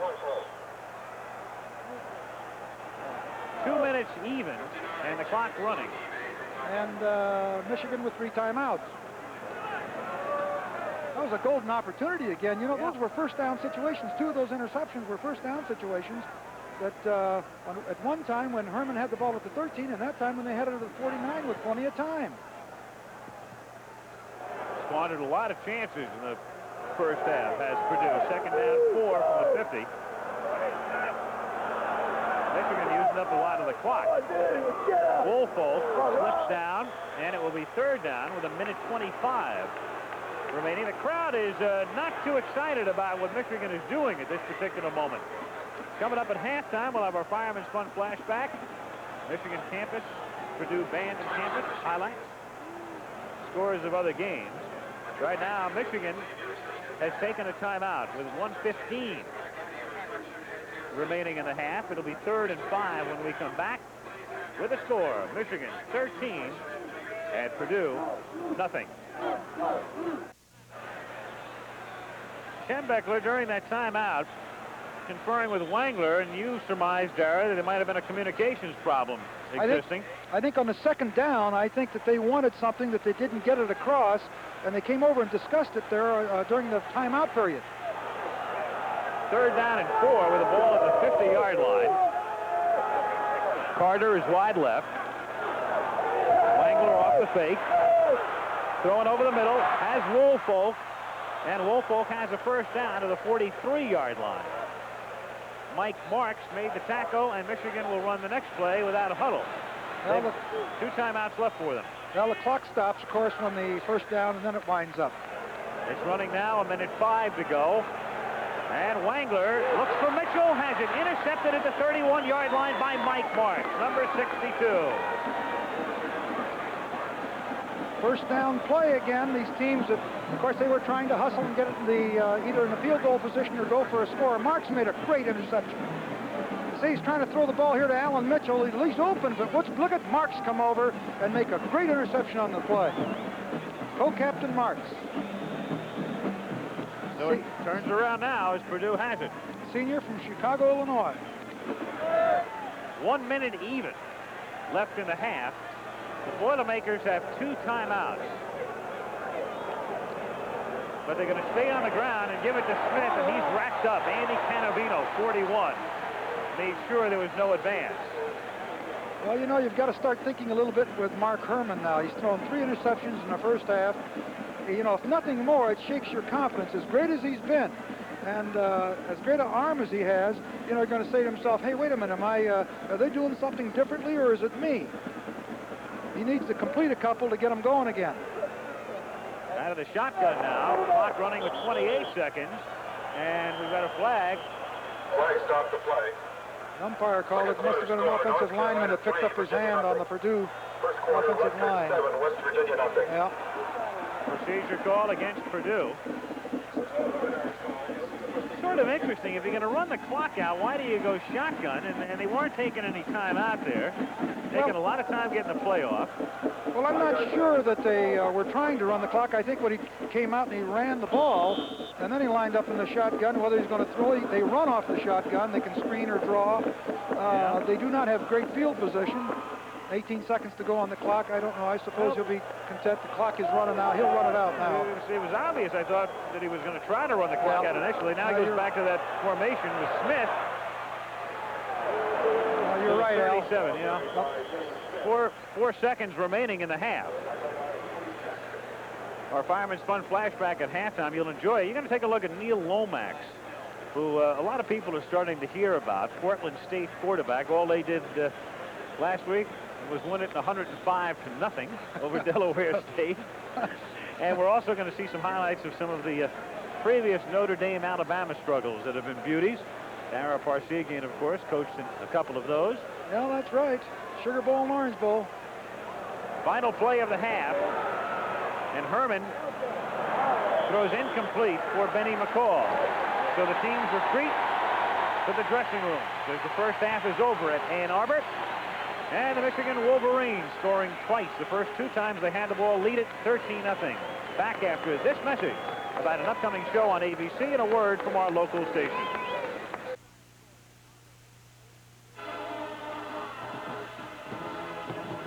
That's our halftime score at Ann Arbor. Michigan leading Purdue 13-0. And our Fireman's Fun flashback today featuring Neil Lomax and some highlights from previous Alabama-Notre Dame games. Today's Fireman's Fun flashback is brought to you by Fireman's Fund Insurance. And Fireman's Fund Insurance is brought to you by an independent agent near you. All right, let's go to New York. Our studio's there, and check in with Dave Dial. David?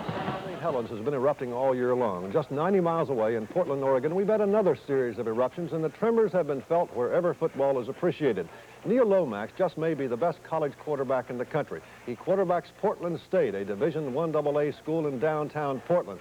Going into this season, the 6'3", 215-pound Lomax held 4 NCAA records, and this year he's really exploded. Last week, throwing for 8 touchdowns against Delaware State.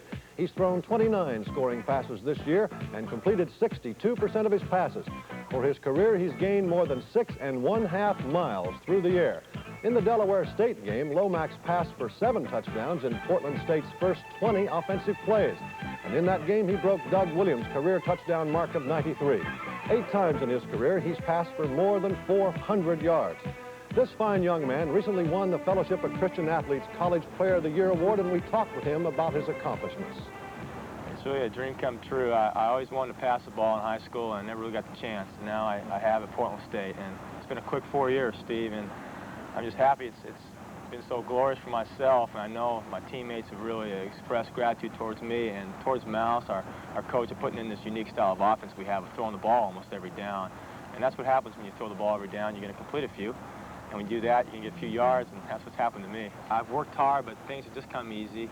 And I expect hard things to come in the future. And that's really my goal right now, is to continue to work hard and see what happens after these last 2 games, and just trying to prepare myself for the off season, and hopefully the draft will come around. And that's my goal right now, is to be drafted and see where I can go next year and be a benefit to the team I can play for. Oh, he's a dandy on the field and off. You know, perhaps no 2 teams in college football stir more passions than do Alabama and Notre Dame. The mere mention of the names, Notre Dame and Alabama, cause nostrils to flare and banners to wave. Well, they're playing today for the 4th time. Second half of our NCAA national doubleheader. Alabama ranked 5th, Notre Dame 6th. Notre Dame has won the 3 previous encounters, the total margin of victory just 6 points. When these teams play, it's sort of a holy war. Their first meeting was on New Year's Eve, the 1973 Sugar Bowl, the battle for the #1 ranking between 2 undefeated, untied teams. Notre Dame was leading 21-17, 4th period, when Alabama quarterback Richard Todd got a halfback pass, went 25 yards for a touchdown.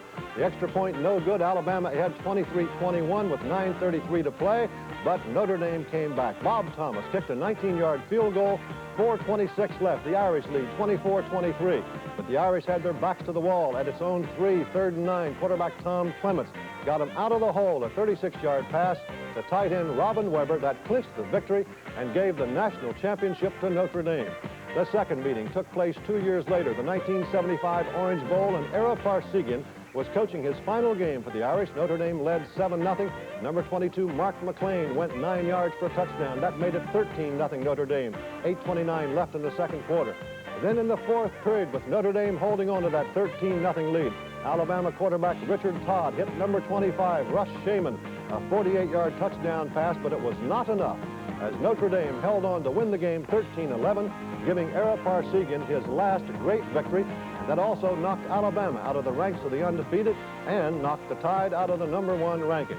The first ever regular season meeting between these 2 schools took place November 13th, 1976 in South Bend. There was no #1 ranking at stake, but that didn't rob the game of any of its intensity. First play, second quarter, Notre Dame quarterback Rick Slager hits Dan Kelleher, a 56-yard touchdown run, a 7-0 lead for Notre Dame.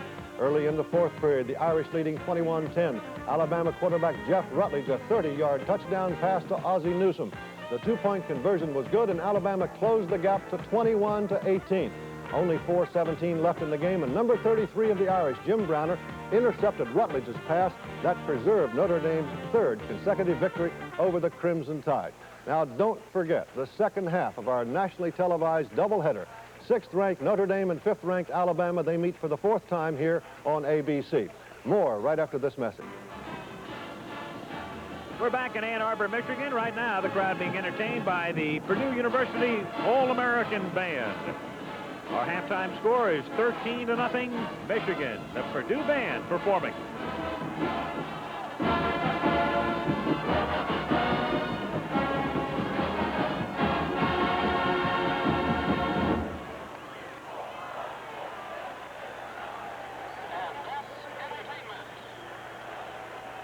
$13-0, the halftime score at Ann Arbor on a cloudy and cold day.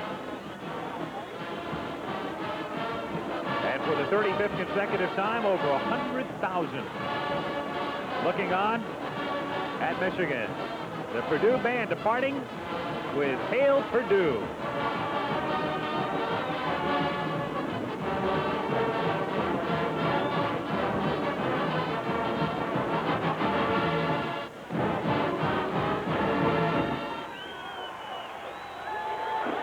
halftime activities will continue from Michigan Stadium in Ann Arbor after this message on behalf of the NCAA. Our halftime score, Michigan 13, Purdue nothing. Michigan scoring the first 2 times they had the ball in the first quarter. And then the defenses started to dominate. Al Michaels and Ara Parsegian in Ann Arbor. The fact that Purdue has not scored today, Ara, can you attribute that more to the Michigan defense or to Herman having an off day? No, I attribute it definitely to the Michigan defense. They've done a fantastic job this afternoon. And, of course, they moved the ball very effectively in the first 2 drives, but Herman has thrown 3 interceptions, but I think it's more attributable to the Michigan defense. They have scouted well, and they have conceived well. They still have 30 minutes to go against Herman, though. What changes might Purdue be thinking about at halftime? Well, I think they're going to have to come out and get their confidence back because, as I mentioned earlier in the first half, Herman has to be shaken a little bit, trying to question himself, the very thing that you asked me, whether or not it's his errors or whether or not there's some sophistication with the Michigan defense. And what he needs to do is to come out and complete 2 or 3 passes, get that confidence back again. I think that's what they're going to have to rely on because they've lived and died with Herman now for 4 years, and they're not going to depart from that in the second half of this football game. Take a look now at some of the first half highlights. Michigan taking over for the first time offensively and going in to score, and it was culminated here on the touchdown by Edwards. It was a great drive on the part of Michigan, and they just give the ball to Edwards. They got a great block. You see here just on a reverse pivot, a great block from Becker, the right guard, on Looney, the outstanding linebacker for Purdue, and he thrusts into the end zone, hard running. Fullback here who's had 700 yards coming into this football game. You can see him spinning, twisting, and turning, and it was an exceptionally well-executed drive. Now this again here was a great example of sequence football. They kept running the ball, then they faked the run, came back. Carter put a great move on, was in the right corner, and Wangler threw the ball right to him. Number 1 right here, Anthony Carter, fantastic football player, his 11th touchdown pass of the 1980 season, and Michigan's second in this game. Now this is what I talked about happened to Mark Herman. Here he is on a first down situation. They take a sweep to the right. Herman comes back. It appears that he has a receiver open. Watch number 37, Jackson, step in front of Burrow and pick the ball off the first of what will be 3 interceptions in this first half. It was a great play because Purdue had the ball at the 13-yard line of Michigan. This is the second interception that occurred. This time, Mark Herman comes back into the pocket, and it looked like he had an open receiver, and he throws the ball to Young, number 80. I think it's overthrown just a tad because Young has to come back. But watch Marion Body, right there, number 3, pick the ball almost off the tartan turf here, the second interception. And the third one from this vantage point here, the third interception in this first half, I'll swear that I thought he was wide open. Herman throws the ball, and once again, Jackson, number 37, comes out of nowhere. Here's the throw, right down the middle here. And watch Jackson come out of nowhere and pick it off. I'm sure that Bryant, number 1, thought he had a completion, and there goes Jackson with the third step of the afternoon in the first half. And Herman took a pretty good shot on that one. So 3 interceptions thrown by Mark. Michigan, meanwhile, has now not given up a point in 12 straight quarters. They've not been scored upon since the first half of the Illinois game 3 weeks ago on Saturday, the 25th of October. They pitched shutouts against Indiana and Wisconsin and have not allowed a point today. Halftime score, Michigan 13 and Purdue nothing. Check some other scores for you. It's still pretty early. Not too much happening, but we will update for you. First quarter, Boston College leading Syracuse 3-0. West Virginia and Rutgers meeting today, 7-7. They're in the second quarter. Villanova Holy Cross underway. No scoring as yet. North Carolina early field goal to take the lead over Virginia. Right now, the Michigan band performing before the crowd, witnessing the final home game of Michigan's 1980 season. 35th straight sellout at Michigan Stadium in Ann Arbor. University located about 30-40 miles west of downtown Detroit. The Michigan band, their rendition right now of One Fine Morning.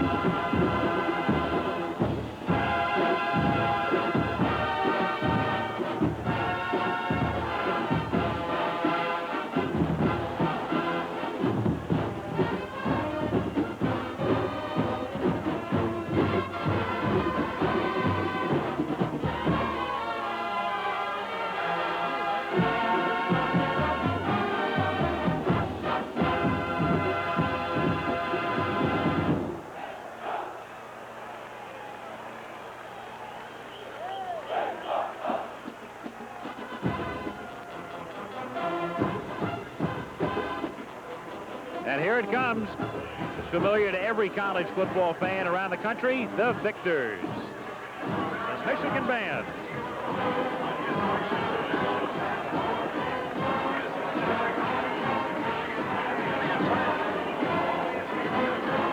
Band spelling out Ravelli in honor of Dr. Ravelli, honored today on the Michigan faculty.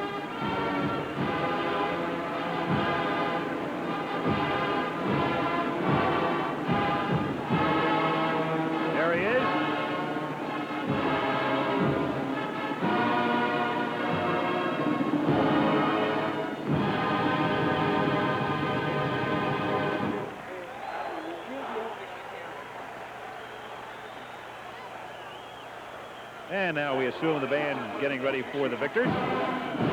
There you go.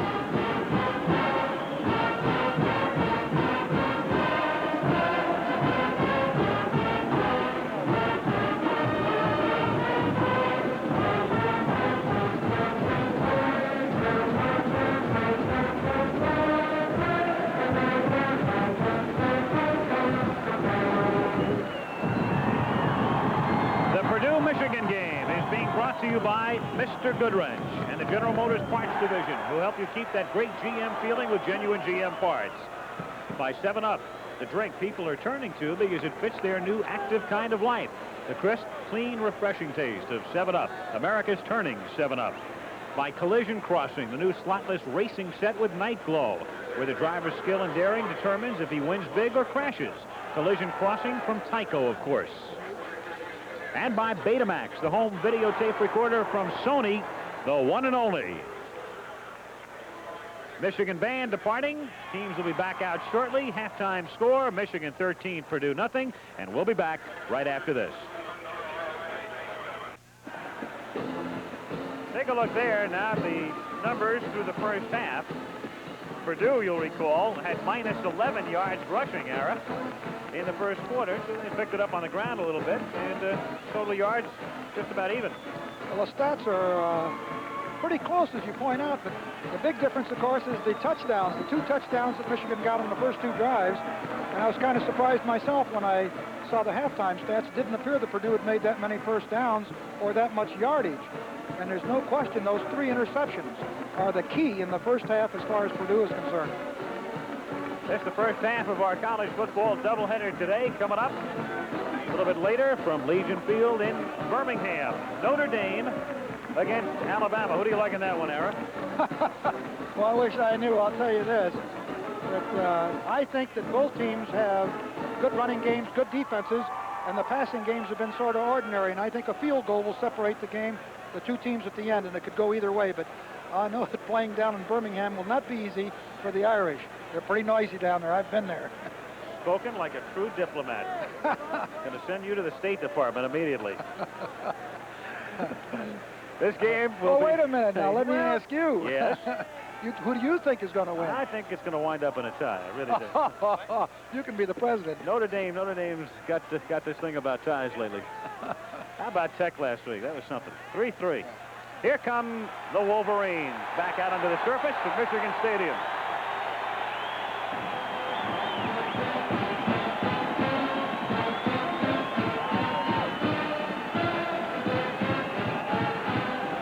I don't care what school you root for. That song has to send chills up and down your spine. That's a beauty. Isn't it a great one? One of the classics. Really getting fired up. The Victors.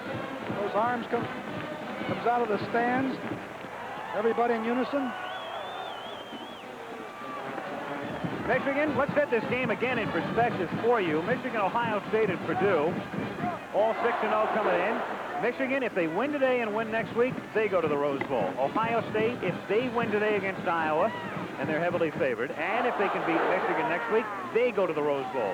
The only way Purdue gets in is to win today, win next week against Indiana, and if you take a look at the standings, they would then need to have Michigan tie or beat Ohio State, because the first tiebreaker is head-to-head confrontation, and Purdue and Ohio State do not meet this season. The next tiebreaker is best overall record, and so if Ohio State and Purdue each go 8-0 in the conference, Ohio State would wind up 10-1, Purdue would wind up 9-2, and so it would be the Buckeyes in Pasadena New Year's Day. one thing that Purdue cannot do is to control their own destiny regarding their attempts to get to the Rose Bowl and win the championship, because they have to rely on Michigan to beat Ohio State for them in the event that they can come back here in this second half and beat Michigan. They got a tough chore, no question. Trying to really want to amend. Well, no, I shouldn't, because if it winds up on a tie next week, Purdue would have the better conference record. That would be the reason they would go to Pasadena. So a tie would still help Purdue, but a lot of ifs, ands, and all that, and you can throw all of them out the window if Purdue doesn't win this one. They're down 13-0. Purdue to kick off to Michigan as we start the second half. 13-0 Wolverines. Rick Anderson, very fine place kicker. We haven't seen him at all, however, today, since they've not scored, nor have they attempted a field goal. There is Carter sneaking in behind Edwards. Of course, Carter's the man Michigan would like to handle the ball, and Anderson isn't going to give either man a chance because it's taken by one of the up men at the 25 and returned back out to the 36-yard line. Kenny Geer, number 39, running it back. Michigan, Wangler the quarterback. They go with Edwards and Rick, so we will see a lot of Woolfolk, 24 tailback.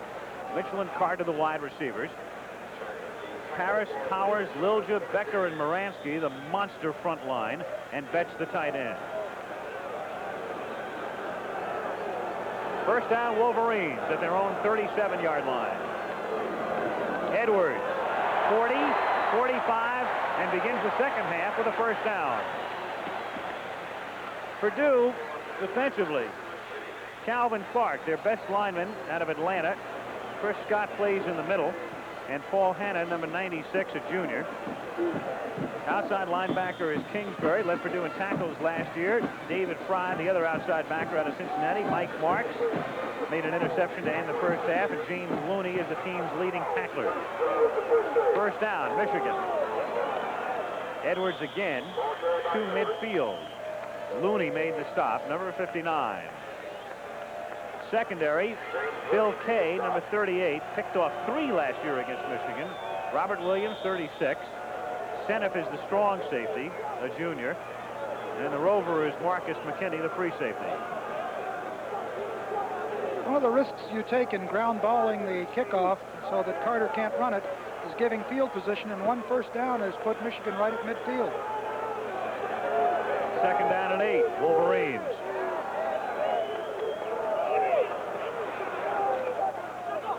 Delayed, Edwards, and he's wrapped up at the 49-yard line. Mike Marks made the tackle, 62.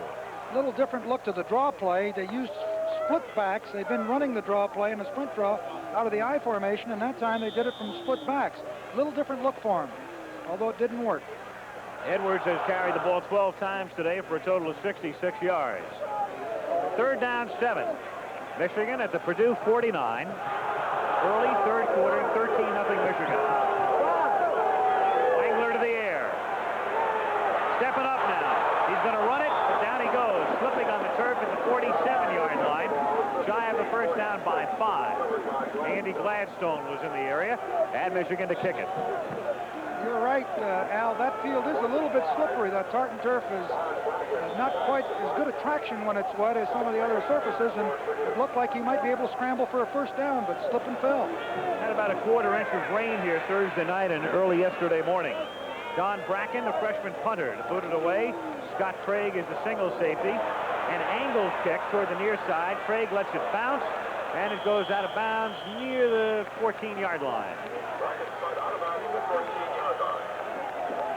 So Purdue coming out, starting at a hole at their own 14. Herman, Smith, and Macon are the running backs. Bryant and Burrell are the wide receivers. Guys up front field, Cole, Quinn, Gunner, and Gillespie, with Young, the tight end, number 80.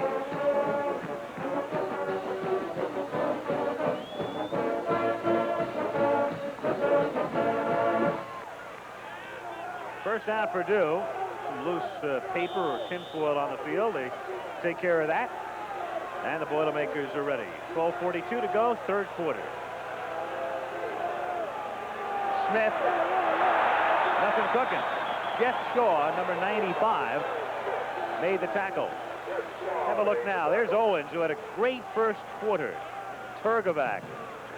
the defensive tackle. Shaw, the freshman who made that last play. And Caraway, the strong tackle, number 63. Robert Thompson, the outside linebacker. Second down, 11 at the 13-yard line. Purdue after a quick huddle. Herman going and incomplete, intended for Bryant. There were 3 receivers in the area that time, and Bryant couldn't hold on. Smith, Bryant, and Burrell were in the same area. One of the things that, this is the other strategy that Young was going to use, is to go to a hustle huddle so that they could not substitute. You see, they can't go to their 6-back. Did they get him in that time? Yeah, I think they did get him in. They did for right now, anyway. Because there was some confusion there. But that was the other strategy that was going to employ in the second half. To the shotgun, 3 receivers spaced on the right side, and out to the 20-yard line, but shy of the first down. Burrell made the catch, but they'll have to punt.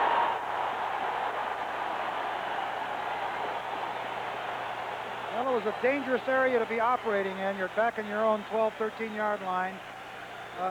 You don't want to make any mistakes.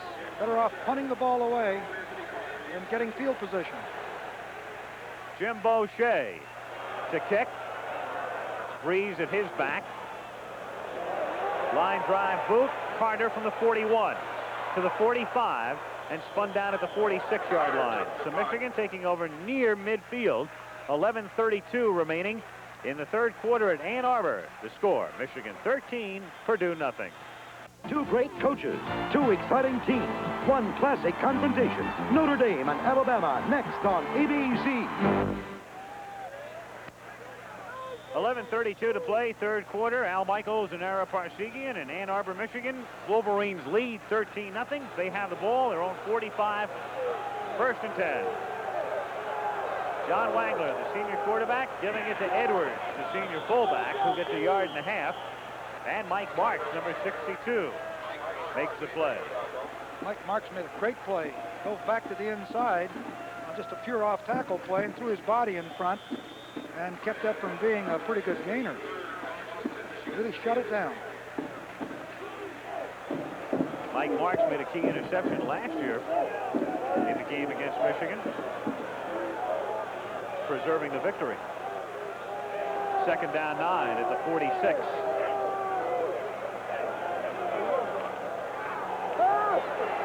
Good protection. Tip pass, incomplete. Craig Dunaway, number 88, was the intended receiver. Couldn't hang on. Well, in the first quarter, what a year it's been for the city of Philadelphia, huh? Phillies, 76ers, Flyers, Eagles, and even the Owls. 7-0 over Penn State. Still early, though, first quarter.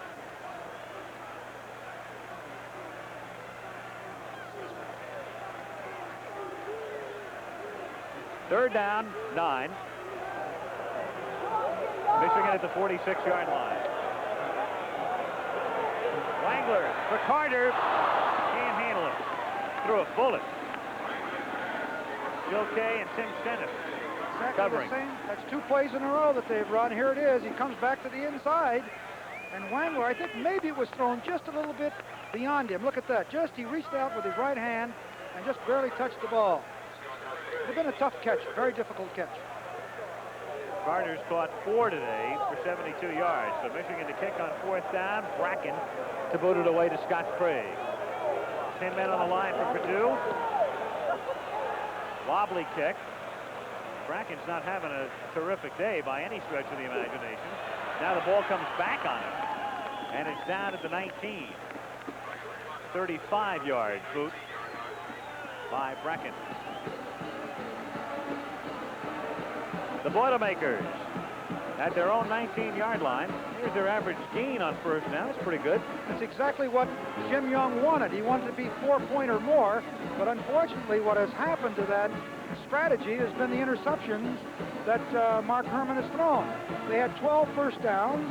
They maintained possession. They threatened, but the interceptions were the key. Benny McCall and John Macon are the running backs, and that's McCall going in motion on first down from the 19. The pitch to Macon. To the 22 for a gain of 3. It'll be second down and 7. And let's check out the Michigan defense. So look at their bench. Let's see if they come in with the extra backs here. Now they're going to stay in the base at that field position.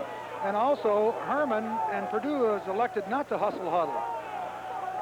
The purpose of that was to keep Michigan from doing the substitution if they wanted. 2nd and 7. Strong side right. Young, the tight end. Smith back in the game, and he's in motion. Herman. Protection breaking down. Robert Thompson, number 99, was the man who got through. Well, I'll tell you, what a job they're doing defensively. Now it's 12 quarters they haven't allowed a touchdown, 2 shutouts against Indiana and Wisconsin. And of course, with Herman going back into the pocket here, the pass rush, Thompson, number 99, rushing from the left side, Owens from the right side, number 53. They finally get him down back here, wrestle him down, and a sack is the best way. I think it was Eddie. Who was the Eddie? I'm sorry. Go ahead, Steve. 3rd and 15. McCall takes it out to the 24. Andy Canavino made the tackle. They'll have to punt again. Well, they were willing to give that kind of yardage, 3rd and long. They'll give them the draw play, long as they don't make the first down. And again, you have dangerous Carter back here. You can't contain him all afternoon. They kicked away from him, didn't allow him to field the kickoff, but it's tough to keep the ball away from him all afternoon. He's just about due to get a return. There's Carter waiting for Jim Boucher's kick. Boucher's longest kick of the year, 57 yards. Good kick. Low, though. Carter, 32, and that's all. Flying down to make the tackle that time was Tom Kingsbury, number 15. 44-yard boot. 8:37 to play. 3rd quarter. Wolverines 13, Boilermakers nothing. Since its foundation in 1896, the Big Ten Conference has had a profound effect on the value placed on higher education throughout the nation. The Big Ten takes great pride in its role as a national leader in today's academics and athletics on the intercollegiate level. The Purdue cheerleaders in force in Ann Arbor, and their opposite number, the maize and blue of Michigan. Wolverines lead 13-0. First down, Michigan at the 32-yard line. And they stay on the ground and give it to Edwards, who churns out 4, maybe 5, close to the 37-yard line. James Looney, 59, from Los Angeles, and Derek Taylor, number 3, in on the stop. Looney looks like he might grab the face mask. Let's see whether he does or not. Here he comes flowing over, number 59. Reaches up right there. Oh, he did have it, looked like. Yep. Threw that other side. Got away with one. 2nd down 5 at the 37-yard line. Ricks to the 41-yard line, where Tim Sennett makes the tackle. Kurt Becker helped lead the way. In the first quarter, the Panthers are rolling 21-0 over Army. Penn State has picked up a field goal. Still Temple leads 7-3. Nittany Lions and Panthers meeting in a couple of weeks. 3rd down and 1 from the 41. And Edwards moves forward. Should have the first down. Looney there. In on the stops, first down. You know, we've got to give a lot of credit to the Purdue defense. They've done a great job. In the last 7 possessions of Michigan, they've been forced to punt the ball 5 times. They had 1 fumble and 1 pass interception. So after those first 2 drives, the Purdue defense has really stiffened and done a good job. First down at the 43.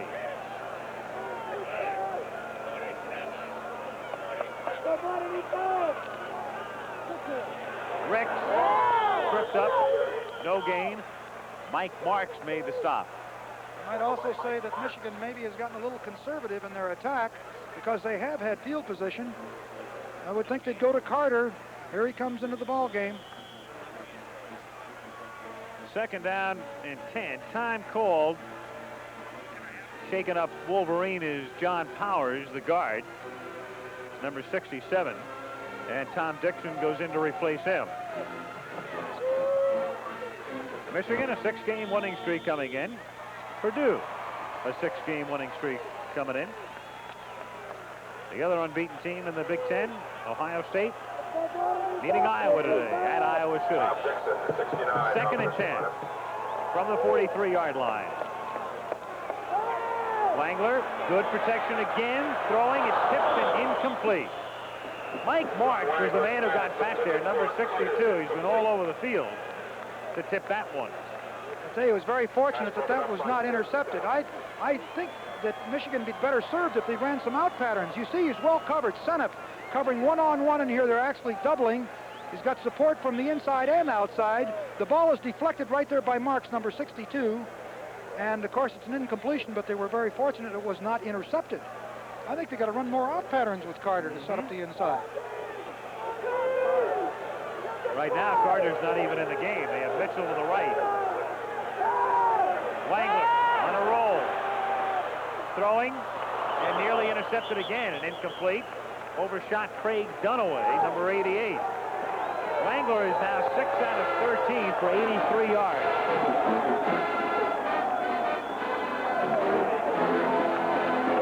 So Michigan unable to move again. The Purdue defense doing its job. Big question is whether Herman can get him down the field. Well, again, it appears that if they get a good kickoff here against Bracken, they could put Purdue in for field position again. That's the thing I think it's been hurting Purdue and Herman. Scott Craig, single safety. Uh-oh. Very bad kick, side of his foot, wobbly boot. He needs a decent bounce and doesn't get one. Dead at the 37-yard line after a 20-yard kick by Bracken. Coming up on Monday Night Football, the Raiders. And a lot of people thought they'd finish last in the AFC West. They're first right now, 7-3 against the Seahawks. Tough task for Oakland as they move into the Kingdome in Seattle. 9 o'clock Eastern time. First down, Purdue from the 37-yard line. Operating from the wishbone is McCall, who gets 2 yards to the 39. 2nd down and 8 with under 6 minutes to play in the 3rd quarter. The best field position Purdue has had in this half, up to the 39-yard line. And I would think that maybe Herman will start going for a little longer pass. He's been very conservative when he had poor field position in the earlier possessions in this quarter, throwing shorter passes, not wanting to make a mistake. Let's see if he goes for the longer one. Shotgun here. 2nd and 8 from the 39. Bryant in motion. To Young, who slips down at the 39-yard line. That play has been working effectively in the sense they've been completing it today, but for almost no yardage. And on that play, no yardage officially, no gain. Running a very shallow route. Right here is number 80, Young, comes right down practically the line of scrimmage. Now he slips and falls right there without getting a yard. You need more yardage than that. I think Herman's very conservative. He's got to go for the first down yardage. 3rd down and 8 from the 39. Herman giving it to Smith, coming back the other way. That doesn't fool the Wolverines. Loss of 1.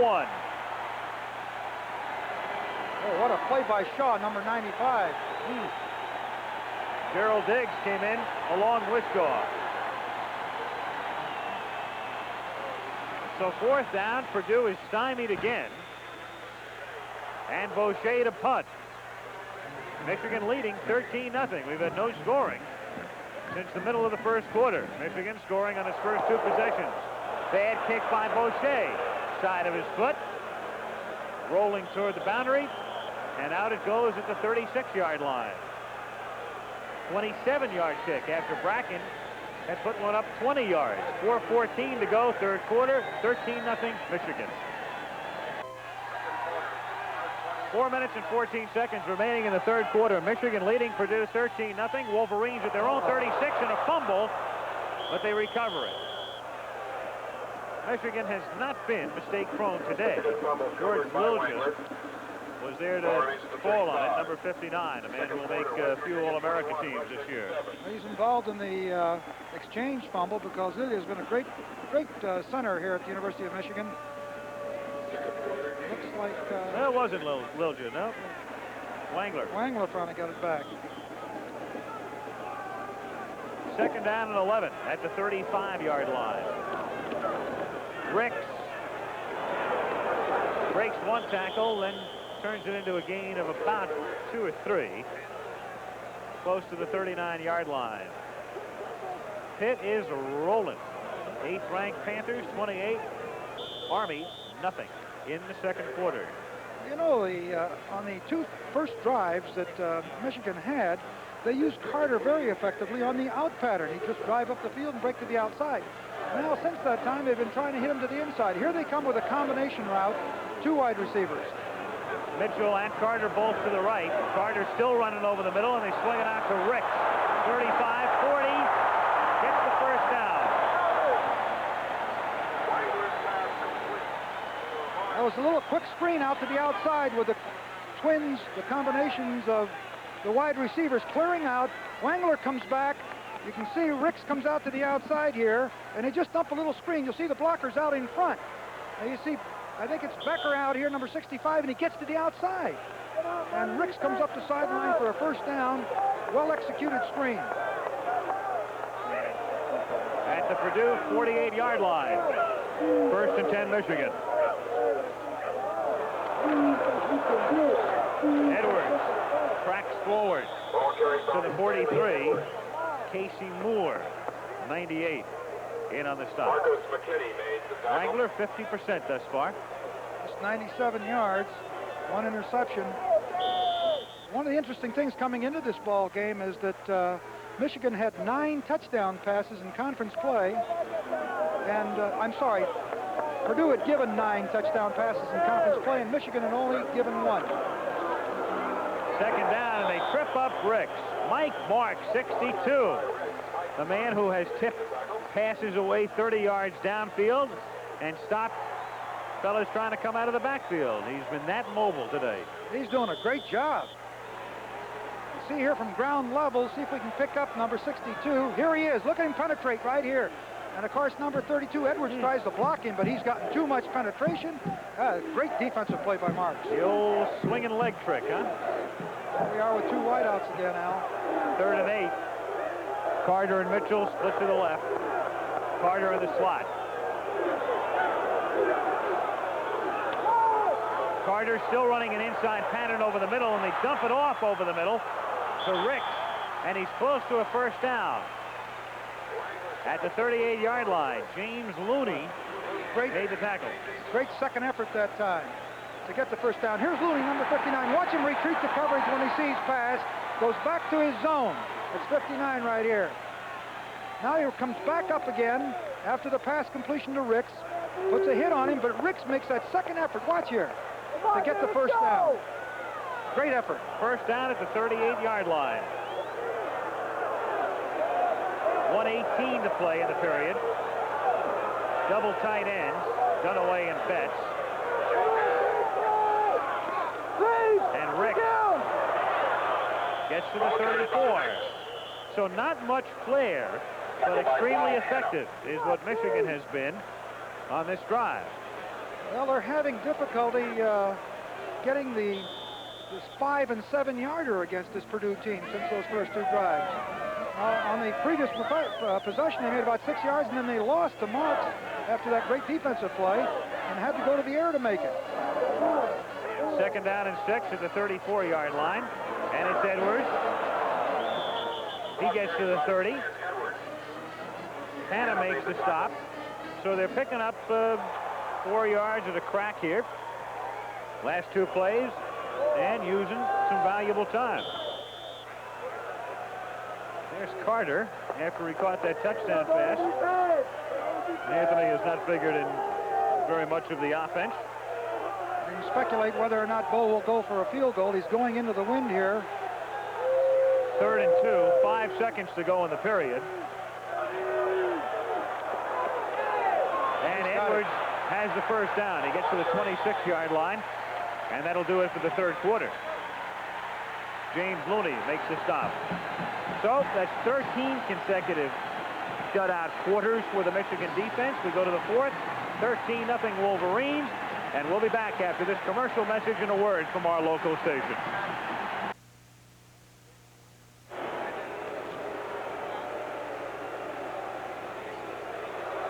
We start the fourth quarter in Ann Arbor, Michigan.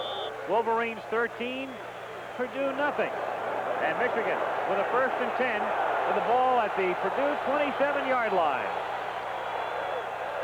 John Wangler, the senior quarterback, has been at the helm throughout. Ricks and Edwards are the running backs. The fake to Ricks. He's looking toward Carter. He's open at the 19-yard line for the catch. Bill Kay provided the coverage. They gain 8. Well, this is what they did in the first quarter, and they haven't come back to it until the fourth quarter. They've been running him to the inside. This time he runs the out route again. They fake a sweep to the right. Carter just breaks to the outside. You see a ground level here. Catches the ball, but he slips and falls. Otherwise, he'd have made a little bit more yardage. But he has it. He's had this route just straight up the field and then to the sideline. They're so fearful of his speed and his deep routes that they're giving him this. But they haven't taken it since that first period. Second down, call it 3, spotted at the 20-yard line. Ricks doesn't get anything. No gain. Mike Marks, 62. The omnipresent one makes the stop. Maybe, 3rd down, 3. May have even lost a little bit on the play. Now, there wasn't a whole lot that happened in the third period, but Michigan had the ball for 10 minutes and 4 seconds. Purdue only 4:56, and virtually no field position with the exception of one occasion. Vintage Schembechler. Pardon me? Vintage Schembechler. Keep it away Yeah, right. from the Right, opposition. that's right. That's right. Take a look at the numbers now through the first 3 periods.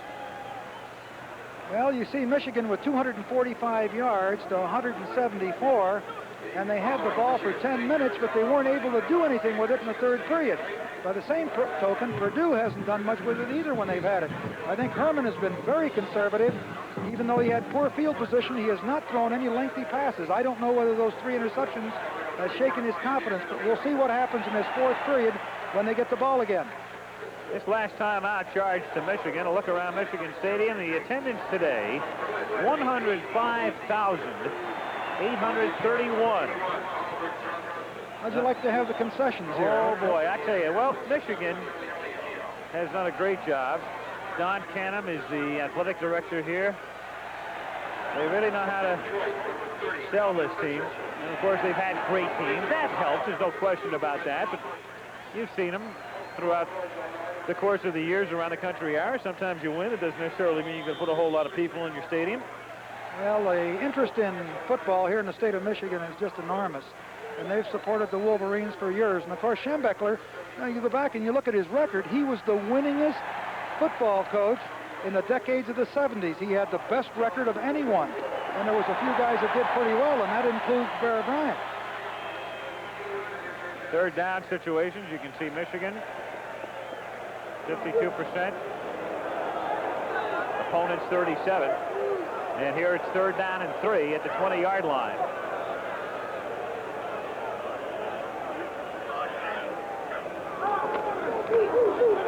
Edwards. Close to a first. I don't think he got it. Mike Marks made the stop. I think he's a little short. He's short about a half a yard. Now, will he go for the field goal or go for it? Haji Sheik is a fine kicker, and he's going to come into the game here. Well, that extra point that they missed, I'm sure influences him here. This will require, if he makes this field goal, it will require 2 scores or 3 scores to beat him. Rich Hewlett will do the holding. It'll be a 35-yard field goal at an angle. Long enough. And no good. Had the distance, but not the accuracy. So Haji Sheik misses a 35-yard field goal attempt with 13:05 to play in the game. Purdue gets it back, but they trail Michigan 13-0. We're going to take another look now. Haji Sheik misses. I think this replay may be inconclusive, but you can tell it's very close, obviously. Look how close that is. The difference between 0 points and 3. That really was close. Of course, there's an official who spotted right under the upright, and he made the call, as you can see in bottom left. Oh, yeah. Right. He saw it well. Of course, all we're showing is how close it was. First down, Purdue at the 20-yard line. Herman looking downfield and has to settle for the swing out to Smith. who does it himself after the 26. He had no blocking in front. Gergash made the tackle. Smith's a good, strong runner, I'll tell you. Coming into this ball game, he had 567 yards, and the average is 5 points a crack. He's had one long gainer of 63 yards. Mark Herman leading him up on 2nd down and 6. And out to the 39, but incomplete. Steve Bryant couldn't hold on. Now that would have helped Herman if he could have held on to that ball. This is the first really long pass that he's thrown of any length since those interceptions. You see, Bryant comes down to the inside. Herman puts it low so no one can intercept it, but Bryant just lets it come out as he hits the ground. Brian Carpenter's right on top of it. 3rd down and a long 3. They stay on the ground, give it to Macon. Nothing doing. Andy Canavino made the tackle. So Purdue has been stymied and stymied again. Well, you got to take your hat off to this Michigan defense. What a game they've played, and what a job of preparing strategically for the NCAA leader, passing leader, has 9 records. Thus far, it's been a fantastic defensive job. Purdue does not have a 1st down in this half. Boucher to kick. Carter from the 30. 35. Ooh. Down he goes. Really took a shot. He did also. If he'd have popped through those two, he was down that sideline. Brock Spack and James Looney put a number on him after a 44-yard punt, 10-yard run back. Wolverines at their own 40-yard line, 1st and 10. I'm sure that Bo would like to get 3 points on that board or another score on there. That 13 points, 2 scores beats him. 11:43 remaining in the game. Carter split to the right. Woolfolk is in the game, a tailback. Edwards bursts out to the 50-yard line. Gets 9. Bill Kay makes the tackle. Some updates for you. Georgia-Auburn underway, no score. Dooley and his gang have had trouble with the Tigers the last couple of years. Nebraska 4th ranked, underway with Iowa State, no score. Buckeyes, as expected, early 1st quarter lead, 14-0. Panthers rolling 28-0 in the 2nd. Temple leads Penn State now 7-6 in the 2nd. On 2nd and 1, it's Edwards for the 1st down, getting to the 48-yard line. Missouri and Oklahoma, no score. Orange have the lead against BC. Mountaineers by 2 touchdowns over Rutgers in the 2nd. Villanova 17, Holy Cross nothing, 1st. Princeton and Yale tied 7-all, 2nd. Penn leading Harvard 14-7. 1st down, Wolverines at the Boilermaker 48-yard line. Edwards, 2 more to the 46. Tom Kingsbury makes the tackle. Edwards has now carried 22 times for 102 yards. Brown leads Dartmouth 10-0 in the 2nd. Cornell over the Lions in the 2nd. Boston University and Bucknell tied 3-all. And Connecticut leading Rhode Island 14-0. Mass leading New Hampshire 3-0. Delaware 14, Maine nothing in the 2nd. 2nd and 8 from the 46-yard line.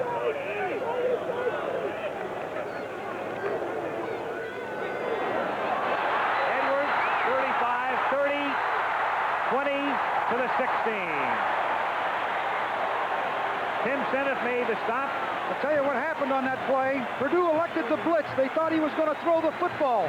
Watch the blitzers penetrate. He gets to the outside of them. You see here they're going after the quarterback. Edwards finds the seam, and now there is no linebackers to help. They've already blitzed.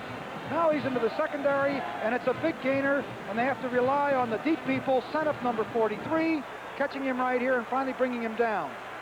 Both linebackers blitzed that time. You saw Woolfolk taking out the corner, Derek Taylor, with a key block of Springham. 16-yard line, 1st down, Michigan. Inside the 10, Woolfolk to the 6. Mike Marks making the stop. Have another look now at Edwards. You see Marks number 62 blitzes right there. He goes after Wangler, and then he's of no help now because Edwards got the ball and into the secondary. Marks chasing 62. And now when he gets out there, Seneff makes a great play to bring him down here. Woolfolk carrying close to 10. They're going to measure here. And just shy. So it'll be second down and that much for the first, and only 6 for the touch. 9 minutes and 32 seconds remaining in the game. Well, the Purdue defense has been containing well, and then boom. 2 plays in a row, and they're down to the 6-yard line. Second and inches. Double tight end. And it's Edwards to the 4. It'll be first down and goal. Boy, Edwards is just one of those guys that turns it out, sloshes and chugs his way through the line for 3, 4, 5, 6 yards at a pop. Doesn't get a whole lot of ink, but is a very valuable man. He's been in there all the way today.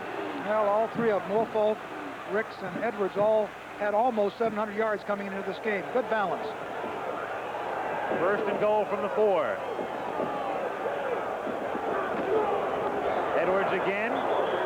Gets about halfway to the goal line. It'll be second and goal. You got to hand it to the Purdue defense. They've been tough. They haven't given anything easy and cheap. And they finally made a couple of mistakes. They guessed wrong. They thought Wangler was going to throw, and they blitzed the linebacker, Mark, and he took himself right out of the play.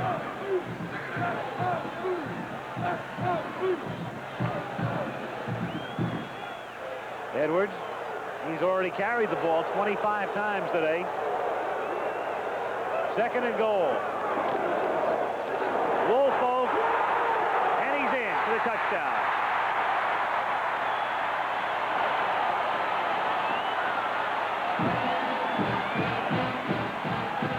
Butch Woolfolk giving Michigan a 19-0 lead.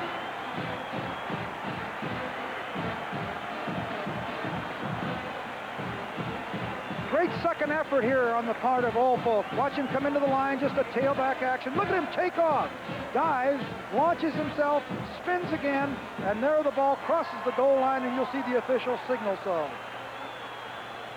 You also see the grimaced Marcus McKinney, the look on his face as he went down. And now to his feet. Okay, he's okay. So Woolfolk makes it 19-0 Michigan. 8 minutes and 21 seconds remaining in the game. Ali Haji Sheik. Now they'll go for 2 points, I think, here. Yep. Because it's 19, they missed that extra point, I would think.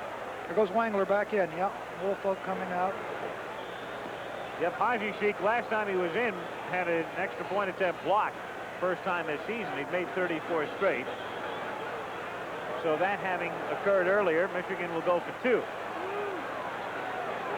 Carter is in the slot, and they've got 3 receivers to the right side. They send Gear in motion now to the left. Wangler rolls right, looks over the middle, and it's incomplete. So they missed the conversion attempt. The pass was intended for the tight end, Norm Betts. 8 minutes, 21 seconds left in the game at Ann Arbor. 105,000 looking on. It's Michigan 19 and Purdue nothing. 4 years after the birth of its women's division, the National Junior College Athletic Association offers championships in 13 sports. The NJCAA applauds the junior colleges for expanding opportunities for women in sports.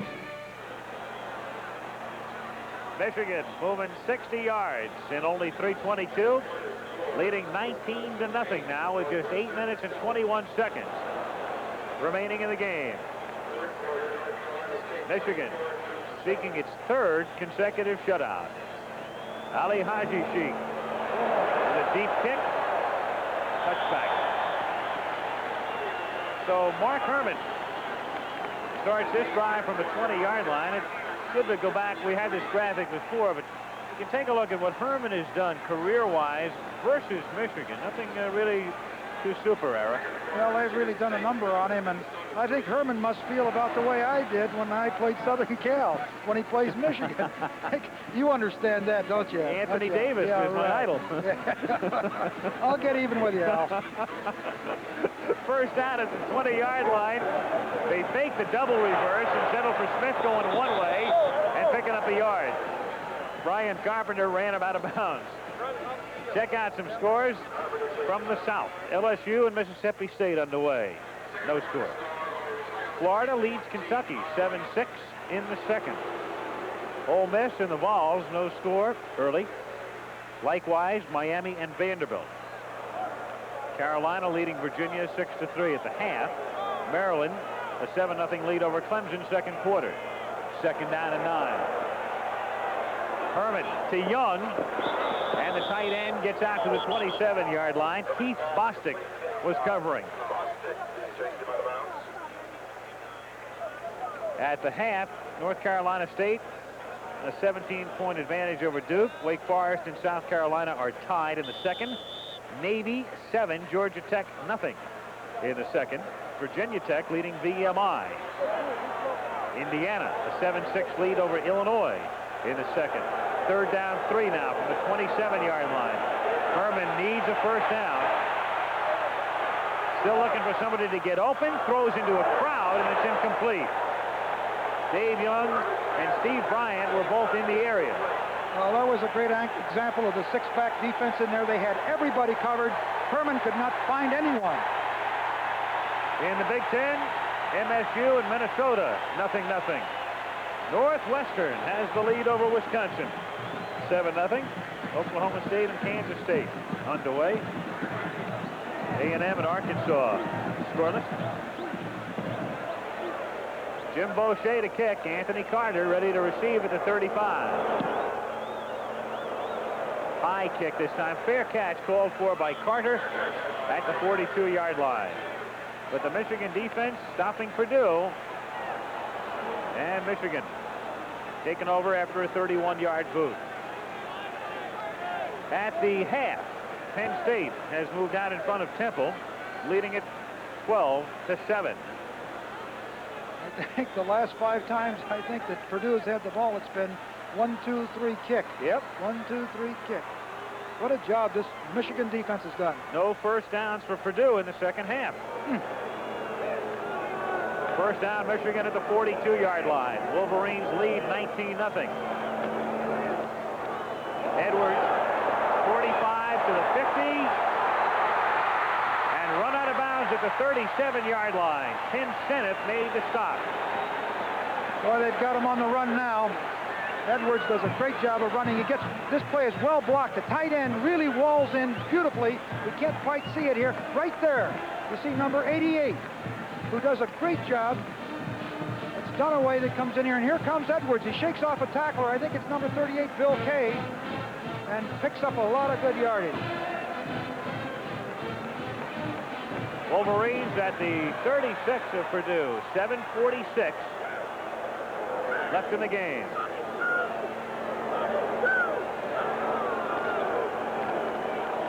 Edwards again to the 34-yard line where Looney makes the stop.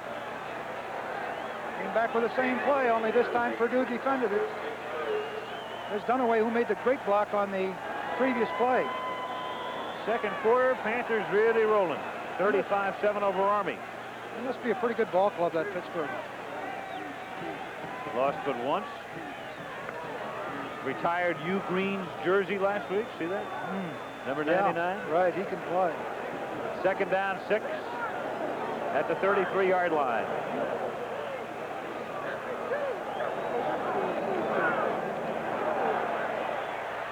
Carter to the 23-yard line. There's your out pattern. Bill Kay making the tackle. Now it's the same thing. They've had that, as I mentioned earlier. The same out pattern, looking in. Wangler makes a good fake to the inside, and then, of course, here comes Carter down the field. They're so afraid of his deep routes. And he just turns away. There is no one to shelter it. The ball is thrown. He just slips and falls. But he hangs onto the ball for a first down.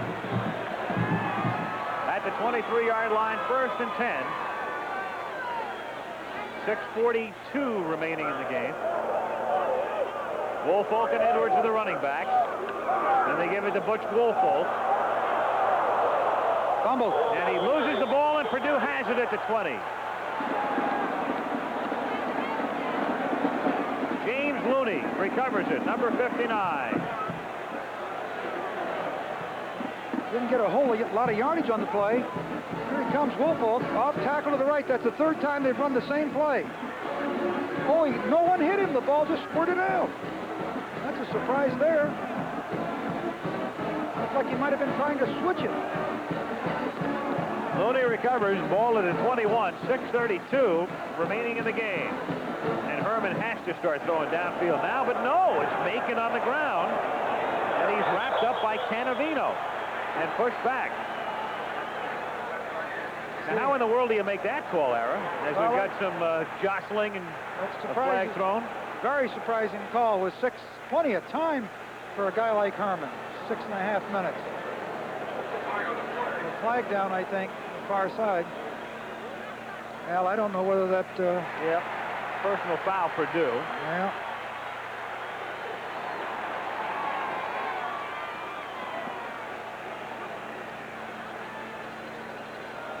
Last thing Purdue needs at this point, but of course if they're going to stay on the ground, nothing's going to help them at this point. No, they're not going to run the ball in 6 minutes and 8 seconds and score 3 touchdowns. They've got to rely.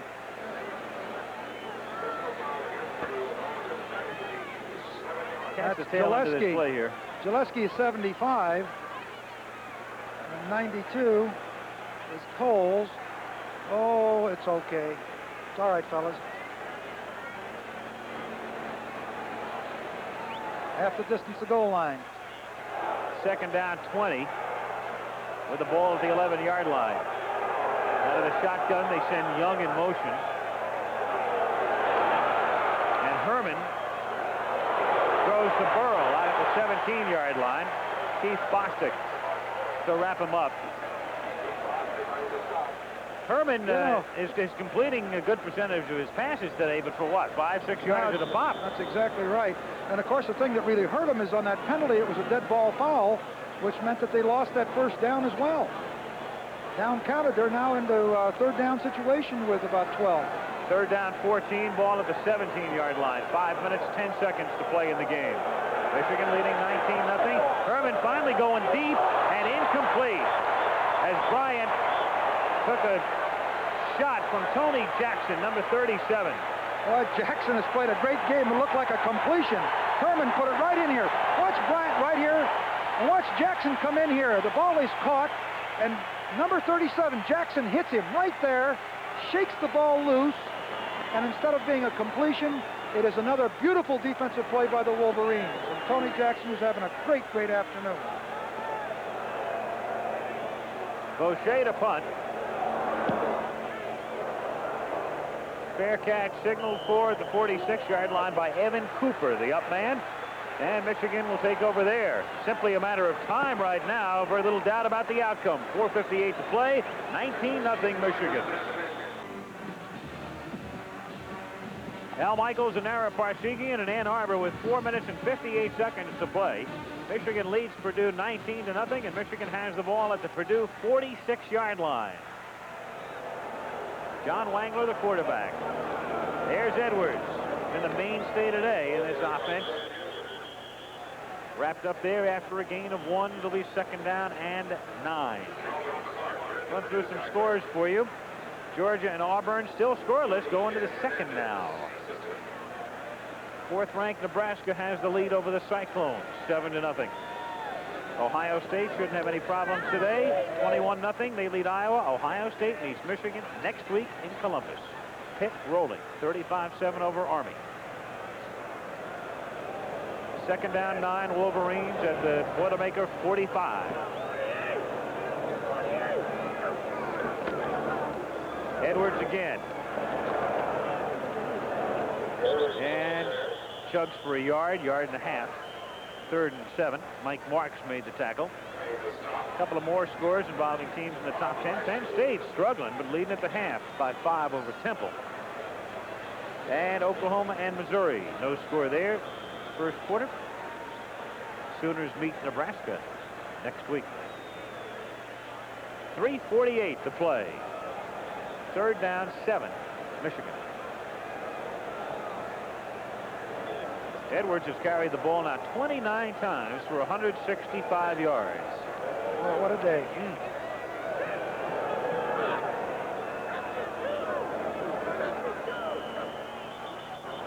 We had a whistle before the snap that time. Well, they had the delay. They took the 25 seconds. I say don't mind there. I think they're trying to bleed the clock, run it off. Edwards, he had a great day when we were here 3 weeks ago for that Illinois game. Career high, 165 yards. Senior. Ingram is back up, hurt, so Edwards really had to carry the load today. You know, Bo was really concerned about it because he lost Ingram on Wednesday and didn't have backup fullback. I asked him whether or not Woolfolk or Ricks could go over there. He says, no, they didn't know all the plays, and it was too late as far as the game plan was concerned. So Edwards has a sensational day, and with a handicap. Oh, look here. Here's Carter at the 27-yard line and bumped out of bounds at the 25 by Bill Kay. Boy, I'll tell you, Carter is something. He's always running to the open seam. He makes it really tough on the defenders. He starts inside. He watches a coverage. Senef, number 43, just breaks away from him to the sideline. He's got enough of a cushion from the deep defender, and he catches the ball. Finally is run out of bounds here by number 38, Bill Kay. 1st and 10 at the 25-yard line, 3:19 remaining in the game.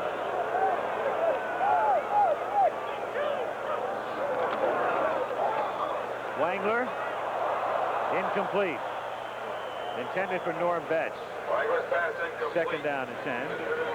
AC, the sophomore, Anthony Carter, 7 catches, 114 yards.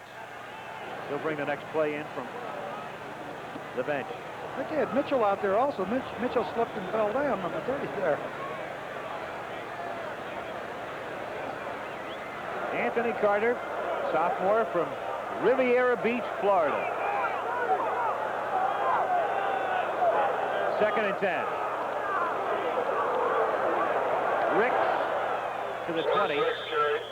Ricks is only a sophomore. You know, we've been mentioning Edwards as a senior, but Edwards missed the 78 season with an ankle injury. He could actually petition the Big Ten for another year of eligibility. It's conceivable that he could return for one more season. Well, I know that'd make him pretty happy. Well, Bo pretty happy, wouldn't it?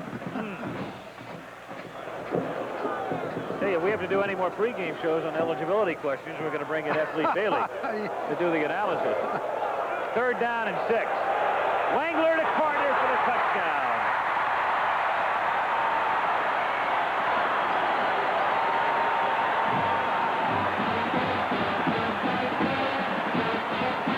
Touchdown for Carter today. That's that pass route that they had difficulty in completing out in the middle of the field where Carter goes down and breaks over the middle. Senef has been covering him. This time, Wangler puts it right there. Carter is open. There's the throw from an end zone shot. Look at that right there. And number 38, Bill Kay, cannot keep up with him. And it's a 4th touchdown for the Wolverines. 12th touchdown catch of the season for Anthony Carter. 19th of his career. Ali Hajishik's kick is good. And with 2:37 left in the game, there is no doubt. And there hasn't been for quite some time. Here's another angle from it. Carter comes up. Look at the fakes he puts on here. Inside, outside. That's Kay. Bill Kay, 38, trying to stay with him. He gets the inside leverage on him. And here comes the pass from Wangler right there. 2:37 remaining in Ann Arbor. Michigan 26 and Purdue nothing. Okay, I've just been told in the 4th quarter now, Washington is leading Southern Cal 17-10. If Washington wins, of course, Washington goes to the Rose Bowl. Well, this is the most exciting, I guess, Saturday, you should say, in college football, because this is the day that the bids for the postseason bowl games can be extended and, of course, can be accepted. It's probably the week of the most rumors we ever hear in college football. We're going to straighten you out live on what's happening. We'll take you down to Legion Field in Birmingham, Alabama, and Bill Fleming. It's an empty stadium here, Legion Field in Birmingham, Alabama. A somber group of Crimson Tide rooters left here after Notre Dame had shut out the Tide 7-0. So it's on to the Sugar Bowl for the Fighting Irish of Notre Dame. As a matter of fact, Mother Nature cooperated a little bit. It held off on rain until just about 5 minutes ago, and a light rain is falling here now. A very exciting day in college football, as it always is when the bowls are announced. So let's give you a rundown on what we have so far. As you know, Georgia defeated Auburn today, getting the SEC championship, so going on as the host in the Sugar Bowl against Notre Dame. In the Orange Bowl, the Big 8 champion to be determined next week, a game you'll see on ABC, Oklahoma or Nebraska against Florida State, and Florida State now has committed to playing in the Orange Bowl, so the Seminoles will be there. In the Rose Bowl, again, a game that will determine who the Big Ten representative is next week. Ohio State against Michigan in Columbus against the Pac-10 champion. Now, Washington and Washington State are in contention, but Washington right now is leading USC 20-10 in the fourth quarter. So if the Huskies continue to beat USC, then they clinch the Pac-10 championship and the bid to play either the Ohio State Buckeyes or the Wolverines of Michigan in the Rose Bowl. In the Cotton Bowl, the Southwest Conference champion, Baylor, will be the host there, and Alabama just a few moments ago, in a vote in the locker room here at Legion Field, voted to go to the Cotton Bowl to play Baylor. It was a rather dramatic moment because the Alabama had been wooed by the Orange Bowl and the Cotton Bowl, and Jim Brock of the Cotton Bowl came out and said they voted to go to the Cotton Bowl. In the Liberty Bowl, Missouri, the third-place team in the Big 8, faces the Boilermakers of Purdue, the third-place team in the Big 10, which lost to Michigan today, in case you missed it, 26-0. In the Gator Bowl, South Carolina, with the exciting George Rogers, will be in against either Penn State or Pitt. That has yet to be determined.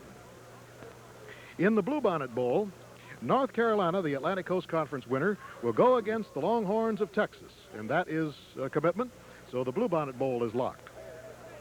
In the Fiesta Bowl, the Big Ten runner-up, so the loser of the Michigan-Ohio State game will go in against either Penn State or Stanford in the Fiesta Bowl.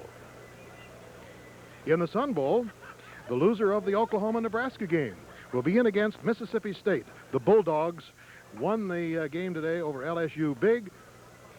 This game still is a possibility, let's put it that way. It's not what we are calling a lock at this point. Now, we just got a report by phone that Mississippi State has definitely committed to the bowl, so the loser of the Oklahoma-Nebraska game will be the opponent of the Bulldogs, and that is firm. The Holiday Bowl, SMU will play the WAC winner. Now, that's getting to be kind of an interesting race. Brigham Young won today over Colorado State, but must play Utah next week. So Utah still has an opportunity to get in there to play in the Holiday Bowl against SMU. That, of course, will be determined by the outcome of the game on the 22nd of November. In the Tangerine Bowl, Maryland has committed to play, and our speculation is that it will be against Florida. So Maryland has made the commitment. Florida, as yet, has not. And the Hall of Fame Bowl, which will be played right here in Birmingham, Tulane has accepted the bid to play in that game, and the team against Tulane will be named at a later time. Nothing to report on the Peach or the Garden State Bowl, but we can report very definitely Notre Dame played one of its finest games against Alabama, 7-0. So Notre Dame goes on to the Sugar Bowl, Alabama to the Cotton Bowl. Bill Fleming reporting from Birmingham. Now let's go back to Dave Dials in New York. And I got a hunch where Bill Fleming is going to be next week, Michigan and Ohio State. A couple of updates. Washington leading Southern Cal now 20-10. They're in the fourth period. And Washington State has defeated California 31-17. Let's check the top 10 once again. Number 1 ranked Georgia has defeated Auburn. The score was 31-21. And Georgia, of course, number 1 for the first time since 1942, the era of Sinkwich and Trippi. Washington and Southern Cal are now in the fourth period. You see the score there. Nebraska, or Florida State, idle until December the 6th against Florida. Nebraska, number 4, 35-0 over Iowa State. That sets up a great game. Nebraska and Oklahoma next week. And that's one of the regionals you'll see right here on ABC. The winner goes to the Orange Bowl and the loser to the Sun Bowl. Notre Dame and Alabama, 7-0 for Dan Devine's Fighting Irish. And if he stays or goes or wherever he goes, he'll never forget this one today. Ohio State 41-7 over Iowa. Murray and Schleister both with big days. Pitt defeated Army. The score was 45-7. Another big afternoon for Pitt's two fine quarterbacks, Trocano and Marino. Penn State over Temple after a slumbering start. It was 50-7. And Oklahoma 17-7 over Missouri. Buster Rhymes with 132 yards. Next Saturday, a big day. Ohio State and Michigan. The Big Ten championship and the trip to Pasadena on New Year's Day hangs in the balance. Oklahoma and Nebraska, the Big 8 championship and the trip to the Orange Bowl in Miami hangs in the balance, plus another regional game in Southern Cal and UCLA. And then Monday night, NFL Monday Night Football, Oakland and Seattle. Speaking for Chris Schenkel, this is Dave Dials. Thanks to all of our young ladies here, and thanks to all of you for watching. We'll see you next Saturday.